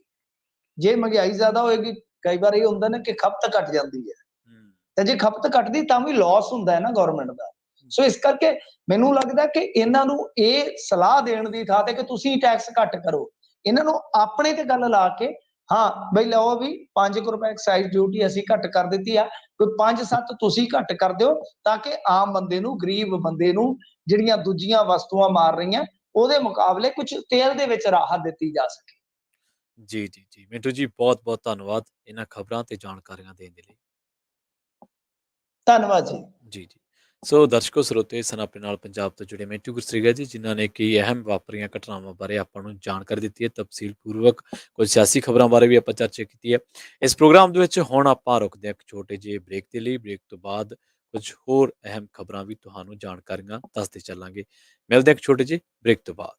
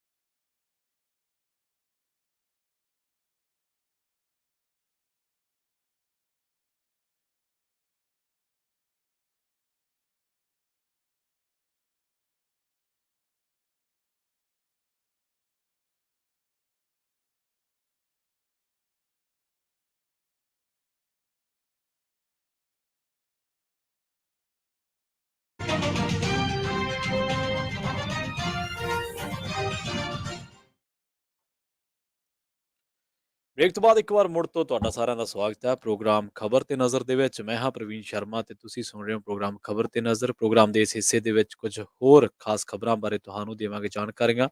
ਰੁਖ ਕਰਾਂਗੇ ਉੱਤਰਾਖੰਡ ਦਾ। ਉੱਤਰਾਖੰਡ ਦੇ ਵਿੱਚ ਹਿੰਦੂ ਮਹਾਪੰਚਾਇਤ ਨੂੰ ਰੋਕਣ ਦੇ ਲਈ ਧਾਰਾ 144 ਦੇ ਤਹਿਤ ਮਨਾਹੀ ਦੇ ਹੁਕਮ ਲਾਗੂ ਕੀਤੇ ਗਏ ਨੇ। ਇਹ ਇਲਾਕਾ ਪੈਂਦਾ ਰੁੜਕੀ ਦੇ ਨੇੜੇ ਡਾਡਾ ਜਲਾਲਪੁਰ ਪਿੰਡ ਤੇ ਇਸ ਪ੍ਰੋਗਰਾਮ ਦੇ ਨਾਲ ਸੰਬੰਧਿਤ 33 ਜਣਿਆਂ ਨੂੰ ਹਿਰਾਸਤ ਦੇ ਵਿੱਚ ਲਿਆ ਗਿਆ। ਇਹ ਪ੍ਰੋਗਰਾਮ ਹੋਣਾ ਸੀ ਤੇ ਇਸ 16 ਅਪ੍ਰੈਲ ਨੂੰ ਜਿਹੜੀ ਲੰਘੀ ਹੈ ਉਸ ਨੂੰ ਹਨੂਮਾਨ ਜਯੰਤੀ ਮੌਕੇ ਕੱਢੇ ਗਏ ਜਲੂਸਾਂ ਤੇ ਪਥਰਾਅ ਤੋਂ ਬਾਅਦ ਪਿੰਡ ਡਾਡਾ ਜਲਾਲਪੁਰ ਦੇ ਵਿੱਚ ਫਿਰਕੂ ਤਣਾਅ ਪੈਦਾ ਹੋ ਗਿਆ ਸੀ। ਬੀਤੇ ਦਿਨੀ ਸੁਪਰੀਮ ਕੋਰਟ ਨੇ ਸਪਸ਼ਟ ਕਰ ਦਿੱਤਾ ਸੀਗਾ ਕਿ ਜੇਕਰ ਮਹਾਪੰਚਾਇਤ ਦੇ ਦੌਰਾਨ ਕਿਸੇ ਧਰਮ ਵਿਸ਼ੇਸ਼ ਦੇ ਖਿਲਾਫ ਵਿਵਾਦਤ ਟਿੱਪਣੀ ਕੀਤੀ ਗਈ ਤਾਂ ਉਸ ਦੀ ਜ਼ਿੰਮੇਵਾਰੀ ਰਾਜ ਦੇ ਮੁੱਖ ਸਕੱਤਰ ਦੀ ਹੋਵੇਗੀ। ਇੱਥੇ ਇਹ ਵੀ ਦੱਸਣਾ ਬਣਦਾ ਹੈ ਕਿ ਜਿਹੜੀਆਂ ਪਹਿਲਾਂ ਮਹਾਪੰਚਾਇਤਾਂ ਜਾਂ ਧਰਮ ਸੰਸਦਾਂ ਹੋਈਆਂ ਸਨ, ਉਹਦੇ ਵਿੱਚ ਕਈ ਧਾਰਮਿਕ ਲੋਕਾਂ ਨੇ ਵਿਵਾਦਤ ਬਿਆਨਬਾਜ਼ੀ ਕੀਤੀ ਸੀ ਤੇ ਇੱਕ ਖਾਸ ਫਿਰਕੇ ਖਿਲਾਫ ਭੜਕਾਊ ਬਿਆਨਬਾਜ਼ੀ ਕੀਤੀ ਸੀ।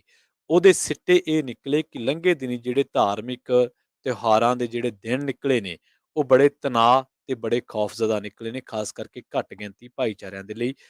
ਦਿੱਲੀ ਸਮੇਤ ਭਾਰਤ ਦੇ 7 ਰਾਜਾਂ ਦੇ ਵਿੱਚ ਫਿਰਕੂ ਤਣਾਅ ਵੱਧ ਗਿਆ ਸੀ ਤੇ ਜਿਹੜੇ ਸਿਆਸੀ ਮਾਹਰ ਨੇ ਜਾਂ ਸਮਾਜਿਕ ਮਾਹਰ ਨੇ ਜਾਂ ਇਹਨਾਂ ਚੀਜ਼ਾਂ ਤੇ ਨਜ਼ਰ ਰੱਖਦੇ ਨੇ, ਉਹ ਕਹਿੰਦੇ ਸੀਗੇ ਕਿ ਜੇਕਰ ਇਹਨਾਂ ਲੋਕਾਂ ਨੂੰ ਜਿਹੜੇ ਧਰਮ ਸਾਂਸਦ ਜਾਂ ਹਿੰਦੂ ਮਹਾਪੰਚਾਇਤਾਂ ਦੇ ਵਿੱਚ ਭੜਕਾਊ ਬਿਆਨਬਾਜ਼ੀ ਕਰ ਰਹੇ ਸੀ, ਖਾਸ ਕਰਕੇ ਇੱਕ ਫਿਰਕਾ ਵਿਸ਼ੇਸ਼ ਦੇ ਖਿਲਾਫ, ਤਾਂ ਜੇਕਰ ਉਹਨਾਂ ਨੂੰ ਸਮੇਂ ਸਿਰ ਰੋਕਿਆ ਜਾਂਦਾ, ਨੱਥ ਪਾਈ ਜਾਂਦੀ, ਤਾਂ ਇਹ ਘਟਨਾਵਾਂ 7 ਰਾਜਾਂ ਦੇ ਵਿੱਚ ਜਿਹੜੀ ਅਨਰੈਸਟ ਹੋਇਆ, ਉਥਲ-ਪੁਥਲ ਹੋਈ, ਲੋਕਾਂ ਦੇ ਵਿੱਚ ਫਿਰਕੂ ਤਣਾਅ ਵਧਿਆ, ਇਹਨੂੰ ਰੋਕਿਆ ਜਾ ਸਕਦਾ ਸੀਗਾ।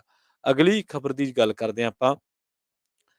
ਉਧਵ ਠਾਕਰੇ ਨੇ ਇੱਕ ਵਾਰੀ ਫਿਰ ਤੋਂ ਪ੍ਰਧਾਨ ਮੰਤਰੀ ਨੂੰ ਜਿਹੜਾ ਉਹ ਮੋੜਵਾਂ ਵਾਰ ਕੀਤਾ ਹੈ।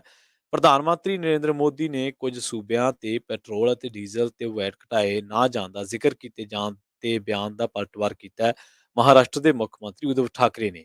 ਤੇ ਇਹਨਾਂ ਨੇ ਕਿਹਾ ਹੈ ਕਿ ਕੇਂਦਰ ਸਰਕਾਰ ਵੱਲ ਮਹਾਰਾਸ਼ਟਰ ਦਾ 26,500 ਕਰੋੜ ਰੁਪਇਆ ਬਕਾਇਆ ਖੜਾ ਹੈ।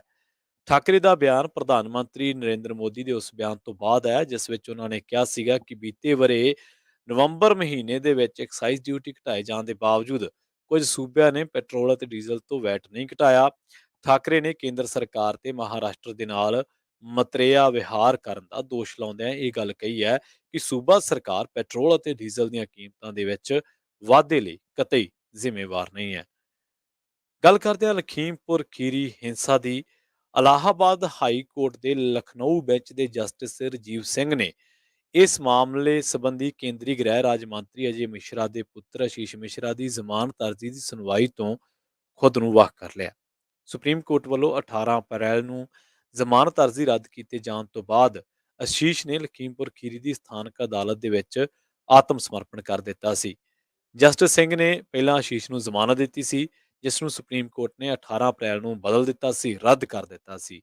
ਕੇਸ ਦੀ ਸੁਣਵਾਈ ਦੇ ਲਈ ਨਵੇਂ ਜੱਜ ਦੀ ਨਾਮਜ਼ਦਗੀ ਤੋਂ ਬਾਅਦ ਅਦਾਲਤ ਹੁਣ ਕੇਸ ਦੀ ਅਗਲੀ ਸੁਣਵਾਈ ਦੇ ਲਈ ਤਰੀਕ ਤੈਅ ਕਰੇਗੀ। ਤਾਮਿਲਨਾਡੂ ਦੀ ਗੱਲ ਕਰਦੇ ਹਾਂ, ਜਿੱਥੇ ਧੁੰਜਾਵਰ ਇਲਾਕੇ ਦੇ ਵਿੱਚੋਂ ਬੜੀ ਮੰਦਭਾਗੀ ਖਬਰ ਆ ਰਹੀ ਹੈ।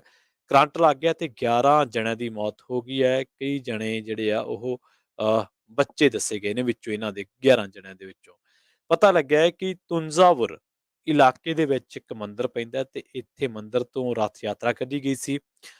ਇਸੇ ਦਰਮਿਆਨ ਕਰੰਟ ਲੱਗਣ ਕਰਕੇ 11 ਜਣਿਆਂ ਦੀ ਮੌਤ ਹੋ ਗਈ ਅਤੇ ਇਹ ਲੋਕ ਹਾਈ ਟੈਂਸ਼ਨ ਟਰਾਂਸਮਿਟਰ ਲਾਈਨ ਦੇ ਸੰਪਰਕ ਦੇ ਵਿੱਚ ਆ ਗਏ ਸਨ। ਪੁਲਿਸ ਨੇ ਦੱਸਿਆ ਕਿ ਮਰਨ ਵਾਲਿਆਂ ਦੇ ਵਿੱਚ ਬੱਚੇ ਵੀ ਸ਼ਾਮਲ ਨੇ, ਪਰ ਪੁਲਿਸ ਨੇ ਹਾਲੇ ਤੱਕ ਇਹ ਨਹੀਂ ਦੱਸਿਆ ਕਿ ਕਿੰਨੀਆਂ ਔਰਤਾਂ, ਬੀਬੀਆਂ ਜਾਂ ਬੱਚੇ ਨੇ ਜਾਂ ਕਿੰਨੀ ਗਿਣਤੀ ਜਿਹੜੀ ਹੈ ਉਹ ਮਰਦਾਂ ਦੀ ਹੈ। ਸੋ ਰੁਖ ਕਰਦੇ ਹਾਂ ਲਖਨਊ ਦਾ, ਜਿੱਥੇ ਲਖਨਊ ਦੇ ਚਿਨਹਾਟ ਇਲਾਕੇ ਦੇ ਮਲਹੌਰ ਦੇ ਵਿੱਚ ਇੱਕ ਨਿੱਜੀ ਹਸਪਤਾਲ ਦੇ ਵਿੱਚ ਘਟਨਾ ਵਾਪਰੀ ਹੈ। ਸਟਾਫ ਨਰਸ ਦੇ ਹੱਥੋਂ ਇੱਕ ਬੱਚਾ ਤਿਲਕ ਕੇ ਫਰਸ਼ ਉੱਤੇ ਡਿੱਗ ਗਿਆ ਸੀ ਤੇ ਇਸ ਕਰਕੇ ਇਸ ਇੱਕ ਨਵਜੰਮੇ ਬੱਚੇ ਦੀ ਮੌਤ ਹੋ ਗਈ ਹੈ। ਪਤਾ ਲੱਗਿਆ ਹੈ ਕਿ ਜਦੋਂ ਪੋਸਟਮਾਰਟਮ ਰਿਪੋਰਟ ਹੋਈ ਤਾਂ ਬੱਚੇ ਦੇ ਸਿਰ ਦੇ ਵਿੱਚ ਸੱਟ ਲੱਗ ਗਈ ਸੀ ਡਿੱਗਣ ਕਰਕੇ ਤੇ ਸੱਟ ਲੱਗਣ ਦੀ ਪੁਸ਼ਟੀ ਵੀ ਹੋਈ ਹੈ। ਪੁਲਿਸ ਨੇ ਨਰਸ ਅਤੇ ਹਸਪਤਾਲ ਸਟਾਫ ਦੇ ਖਿਲਾਫ ਕੇਸ ਦਰਜ ਕਰ ਲਿਆ। ਇਹ ਘਟਨਾ ਜਿਹੜੀ ਹੈ ਲੰਘੇ ਹਫ਼ਤੇ ਹੀ ਦੱਸੀ ਗਈ ਹੈ, ਪਰ ਕੁਛ ਮੀਡੀਆ ਵਾਲਿਆਂ ਤੋਂ ਇਹ ਘਟਨਾ ਜਿਹੜੀ ਹੈ ਲੁਕੋ ਲਈ ਗਈ ਸੀ। ਹਸਪਤਾਲ ਪ੍ਰਸ਼ਾਸਨ ਜਾਂ ਕਹਿ ਲਓ ਪੁਲਿਸ ਨੇ, ਤਾਂ ਹੁਣ ਇਹਦੇ ਬਾਰੇ ਪਤਾ ਲੱਗਿਆ। ਘਟਨਾ 20 ਅਪ੍ਰੈਲ ਦੇ ਲਾਗੇ ਛਾਗੇ ਦੀ ਦੱਸੀ ਗਈ ਆ। ਜਾਂਚ ਅਧਿਕਾਰੀ ਜਿਹੜਾ ਉਹਨੇ ਦੱਸਿਆ ਕਿ ਹਸਪਤਾਲ ਦੀ ਸਿਫਾਰਿਸ਼ ਤੇ ਹੀ ਘਟਨਾ ਵਾਲੇ ਦਿਨ ਬੱਚੇ ਦਾ ਪੋਸਟਮਾਰਟਮ ਕੀਤਾ ਗਿਆ ਸੀ ਤੇ ਉਸ ਤੋਂ ਬਾਅਦ ਪੋਸਟਮਾਰਟਮ ਜਦੋਂ ਰਿਪੋਰਟ ਆਈ ਤਾਂ ਪਤਾ ਲੱਗਿਆ ਕਿ ਬੱਚੇ ਦੇ ਸਿਰ ਤੇ ਸੱਟ ਲੱਗ ਗਈ ਸੀਗੀ। ਤਾਂ ਹੁਣ ਜਿਹੜੀ ਪੁਲਿਸ ਆ ਉਹਨੇ ਹਸਪਤਾਲ ਦੀ ਨਰਸ ਤੇ ਹੋਰ ਸਟਾਫ ਮੈਂਬਰਾਂ ਦੇ ਖਿਲਾਫ ਲਾਪਰਵਾਹੀ, ਅਪਰਾਧਿਕ ਧਮਕੀ ਅਤੇ ਸਵੈ ਇੱਛਾ ਦੇ ਨਾਲ ਸੱਟ ਮਾਰਨ ਕਾਰਨ ਦਾ ਮੌਤ ਦਾ ਮਾਮਲਾ ਜਿਹੜਾ ਹੈ ਉਹ ਦਰਜ ਕਰ ਲਿਆ। ਹਾਲੇ ਤੱਕ ਹਸਪਤਾਲ ਜਾਂ ਇਸ ਦੇ ਸਟਾਫ ਦੇ ਖਿਲਾਫ ਕੋਈ ਕਾਰਵਾਈ ਨਹੀਂ ਕੀਤੀ ਗਈ ਹੈ। ਮ੍ਰਿਤਕ ਬੱਚੇ ਦੇ ਪਿਤਾ ਜੀਵਨ ਵੱਲੋਂ ਚਿਨਹਾਟ ਪੁਲਿਸ ਸਟੇਸ਼ਨ ਦੇ ਵਿੱਚ ਸ਼ਿਕਾਇਤ ਕਰਨ ਤੋਂ ਬਾਅਦ ਮਾਮਲਾ ਦਰਜ ਕੀਤਾ ਗਿਆ ਸੀ। ਰਾਜਪੂਤ ਨੇ ਦੱਸਿਆ ਕਿ ਘਟਨਾ ਤੋਂ ਬਾਅਦ ਉਸ ਦੀ ਪਤਨੀ ਸਦਮੇ ਦੇ ਵਿੱਚ ਹੈ, ਪੂਰਾ ਪਰਿਵਾਰ ਅਤੇ ਰਿਸ਼ਤੇਦਾਰ ਸਦਮੇ ਦੇ ਵਿੱਚ ਨੇ। ਉਹ ਦੱਸਦੇ ਆ ਕਿ ਅਸੀਂ ਇੱਕ ਦਿਨ ਪਹਿਲਾਂ ਹੀ ਮੇਰੀ ਜਿਹੜੀ ਪਤਨੀ ਆ ਉਹਨਾਂ ਨੂੰ ਇੱਥੇ ਹਸਪਤਾਲ ਦੇ ਵਿੱਚ ਦਾਖਲ ਕਰਵਾਇਆ ਗਿਆ ਸੀ। ਬੱਚਾ ਠੀਕ ਠਾਕ ਪੈਦਾ ਹੋਇਆ ਸੀ, ਪਰ ਨਰਸ ਨੇ ਬਿਨਾਂ ਤੌਲੀਏ ਦੇ ਹੀ ਬੱਚੇ ਨੂੰ ਆਪਣੇ ਹੱਥਾਂ ਦੇ ਵਿੱਚ ਚੁੱਕ ਲਿਆ ਸੀ, ਦੇਖਿਆ ਸੀ ਤੇ ਇਸੇ ਦਰਮਿਆਨ ਉਹ ਬੱਚਾ ਹੱਥ ਦੇ ਵਿੱਚੋਂ ਤਿਲਕ ਗਿਆ, ਫਰਸ਼ ਤੇ ਡਿੱਗ ਗਿਆ ਤੇ ਬੱਚੇ ਦੀ ਮੌਤ ਹੋ ਗਈ। ਗੱਲ ਕਰਦੇ ਹਾਂ ਵਿਜੇ ਸਾਂਪਲਾ ਦੀ। ਭਾਜਪਾ ਆਗੂ ਤੇ ਸਾਬਕਾ ਕੇਂਦਰੀ ਮੰਤਰੀ ਵਿਜੇ ਸਾਂਪਲਾ ਨੂੰ ਦੂਜੀ ਵਾਰ ਕੌਮੀ ਅਨੁਸੂਚਿਤ ਜਾਤੀ ਕਮਿਸ਼ਨ ਦਾ ਚੇਅਰਮੈਨ ਜਿਹੜਾ ਉਹ ਨਿਯੁਕਤ ਕੀਤਾ ਗਿਆ। ਖਬਰਾਂ ਦੱਸਦੀਆਂ ਨੇ ਕਿ ਰਾਸ਼ਟਰਪਤੀ ਰਾਮਨਾਥ ਕੋਵਿੰਦ ਨੇ ਬੁੱਧਵਾਰ ਨੂੰ ਸਾਂਪਲਾ ਦੀ ਨਿਯੁਕਤੀ ਦਾ ਅਧਿਕਾਰਤ ਹੁਕਮ ਜਿਹੜਾ ਉਹ ਜਾਰੀ ਕੀਤਾ ਤੇ ਇਸ ਤੋਂ ਬਾਅਦ ਸਾਂਪਲਾ ਨੇ ਪੰਜਾਬ ਵਿਧਾਨ ਸਭਾ ਚੋਣਾਂ ਤੋਂ ਪਹਿਲਾਂ ਇੱਥੇ ਇਸ ਗੱਲ ਦਾ ਜ਼ਿਕਰ ਕਰ ਦਈਏ ਆਪਾਂ ਕਿ ਕਮਿਸ਼ਨ ਦੇ ਚੇਅਰਮੈਨ ਦੇ ਅਹੁਦੇ ਤੋਂ ਜਿਹੜਾ ਆਪਣਾ ਅਸਤੀਫਾ ਹੈ ਉਹ ਦੇ ਦਿੱਤਾ ਸੀਗਾ। ਅਗਲੀ ਖਬਰ ਵੱਲ ਵਧੀਏ ਜੇ ਤੇ ਗੱਲ ਕਰੀਏ ਸਾਬਕਾ ਮੰਤਰੀ ਤੇ ਅਕਾਲੀ ਦਲ ਦੇ ਆਗੂ ਬਿਕਰਮ ਮਜੀਠੀਆ ਦੀ।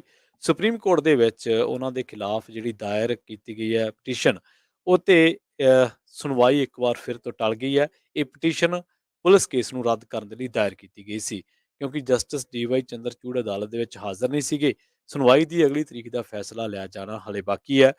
ਮਜੀਠੀਆ ਵੱਲੋਂ ਆਪਣੀ ਪਟੀਸ਼ਨ ਦੇ ਵਿੱਚ ਇਹ ਕਿਹਾ ਗਿਆ ਕਿ ਉਹਨਾਂ ਦੇ ਵਿਰੁੱਧ ਇਹ ਕੇਸ ਸਿਆਸੀ ਵਿਰੋਧ ਕਾਰਨ ਦਾਇਰ ਹੋਇਆ, ਜਦੋਂ ਕਿ ਕੇਸ ਦੇ ਨਾਲ ਮੇਰਾ ਨਾਂ ਜੋੜਨ ਦੇ ਲਈ ਪੁਲਿਸ ਵੱਲੋਂ ਕੋਈ ਸਬੂਤ ਪੇਸ਼ ਨਹੀਂ ਕੀਤੇ ਗਏ। ਇਸ ਦੇ ਨਾਲ ਹੀ ਪ੍ਰੋਗਰਾਮ ਖਬਰ ਤੇ ਨਜ਼ਰ ਨੂੰ ਅੱਜ ਆਪਾਂ ਇੱਥੇ ਹੀ ਸਮਾਪਤ ਕਰਾਂਗੇ। ਕੱਲ ਫਿਰ ਮੁਲਾਕਾਤ ਹੋਏਗੀ, ਕਈ ਨਵੀਆਂ ਤੇ ਅਹਿਮ ਖਬਰਾਂ ਦੇ ਬਾਰੇ ਤੁਹਾਨੂੰ ਦੇਵਾਂਗੇ ਕੁਝ ਖਾਸ ਜਾਣਕਾਰੀਆਂ। ਜਾਂਦੇ ਜਾਂਦੇ ਸਾਡੇ ਸਪਾਂਸਰ ਦੇ ਉੱਤੇ ਇੱਕ ਨਜ਼ਰ ਫੇਰ ਮਾਰਦੇ ਚੱਲਦੇ ਹਾਂ ਤੇ ਉਸ ਤੋਂ ਪਹਿਲਾਂ ਇਹ ਵੀ ਦੱਸ ਦਈਏ ਕਿ ਅਗਲਾ ਪ੍ਰੋਗਰਾਮ ਅਪਡੇਟ ਅਮਰੀਕਾ ਲੈ ਕੇ ਆ ਰਹੇ ਨੇ ਹਰਜੋਤ ਸਿੰਘ ਖਾਲਸਾ ਜੀ ਤੇ ਉਹਨਾਂ ਦੇ ਨਾਲ ਹੋਣਗੇ ਰਾਜਕਰਮਜੀਤ ਸਿੰਘ ਜੀ। ਅਮਰੀਕਾ ਦੇ ਵਿੱਚ ਵਾਪਰੀਆਂ ਅਹਿਮ ਘਟਨਾਵਾਂ ਬਾਰੇ ਤੁਹਾਨੂੰ ਦੇਣਗੇ ਜਾਣਕਾਰੀਆਂ। ਜਾਂਦੇ ਜਾਂਦੇ ਸਾਡੇ ਸਪਾਂਸਰ ਦਾ ਧੰਨਵਾਦ ਕਰਦੇ ਹਾਂ ਤੇ ਜਾਂ ਉਹਨਾਂ ਤੇ ਨਜ਼ਰ ਮਾਰਦੇ ਚੱਲਦੇ ਆ। ਖਾਲਸਾ ਇੰਸ਼ੋਰੈਂਸ ਏਜੰਸੀ ਵਾਲੇ ਸਾਡੇ ਪ੍ਰੋਗਰਾਮ ਨੂੰ ਸਪਾਂਸਰ ਕਰਦੇ ਨੇ। 408 272 2500 ਉਹਨਾਂ ਦਾ ਨੰਬਰ ਹੈ। ਕਿਸੇ ਵੀ ਤਰ੍ਹਾਂ ਦੀ ਇੰਸ਼ੋਰੈਂਸ ਕਰਵਾਉਣੀ ਹੈ ਤੇ ਉਹਨਾਂ ਦੇ ਨਾਲ ਸੰਪਰਕ ਕੀਤਾ ਜਾ ਸਕਦਾ ਹੈ। ਟਰਕੀਆਨਾ ਇਮੀਗ੍ਰੇਸ਼ਨ ਲਾਅ ਫਰਮ ਵਾਲੇ ਜੇ ਟਰਕੀਆਨਾ ਇਮੀਗ੍ਰੇਸ਼ਨ ਬਾਬਤ ਤੁਹਾਡਾ ਕੋਈ ਸਵਾਲ ਹੈ, ਕੋਈ ਸਲਾਹ ਕਰਨੀ ਹੈ ਤਾਂ ਨੰਬਰ ਡਾਇਲ ਕਰ ਸਕਦੇ ਹੋ ਜੀ 415 909 0503। ਜ਼ੈਂਡਰ ਗਰੁੱਪ ਵਾਲੇ ਜਿਨ੍ਹਾਂ ਦੇ ਨਾਲ ਤੁਸੀਂ ਜੇਕਰ ਘਰ ਖਰੀਦਣਾ ਜਾਂ ਹੈ ਵੇਚਣਾ ਜਾਂ ਲੈਣਾ ਹੋਮ ਲੋਨ ਤਾਂ ਸੰਪਰਕ ਕਰ ਸਕਦੇ ਹੋ। ਨੰਬਰ ਹੈ ਉਹਨਾਂ ਦਾ 855 905 2575। ਜੀਐਨਯੂ ਵਾਲੇ ਅਮਨੀਮਾ ਸਹੋਤਾ ਦੇ ਨਾਲ ਸੰਪਰਕ ਕੀਤਾ ਜਾ ਸਕਦਾ ਹੈ। ਟਰੱਕ ਵਾਸ਼ ਕਰਦੇ ਨੇ, ਆਇਲ ਚੇਂਜ ਕਰਦੇ ਨੇ, ਏਅਰ ਬ੍ਰੇਕਾਂ ਦਾ ਕੰਮ ਕਰਦੇ ਨੇ। ਟਾਇਰਾਂ ਦਾ ਜੇਕਰ ਅਦਲਾ ਬਦਲੀ ਕਰਨੀ ਹੈ ਤਾਂ ਸੰਪਰਕ ਕਰ ਸਕਦੇ ਹੋ ਜੀ। ਸੈਂਤਾ ਨੇਲਾ ਦੇ ਵਿੱਚ ਇਹਨਾਂ ਦੀ ਲੋਕੇਸ਼ਨ ਹੈ। ਨੰਬਰ ਹੈ 209 277 0113। ਸੋ ਅੱਜ ਦੇ ਇਸ ਪ੍ਰੋਗਰਾਮ ਦੇ ਵਿੱਚ ਇੰਨਾ ਹੀ। ਸੁਣਦੇ ਰਹੋ ਪੰਜਾਬੀ ਰੇਡੀਓ USA। ਤੁਹਾਡਾ ਸਾਰਿਆਂ ਦਾ ਬਹੁਤ ਬਹੁਤ ਧੰਨਵਾਦ।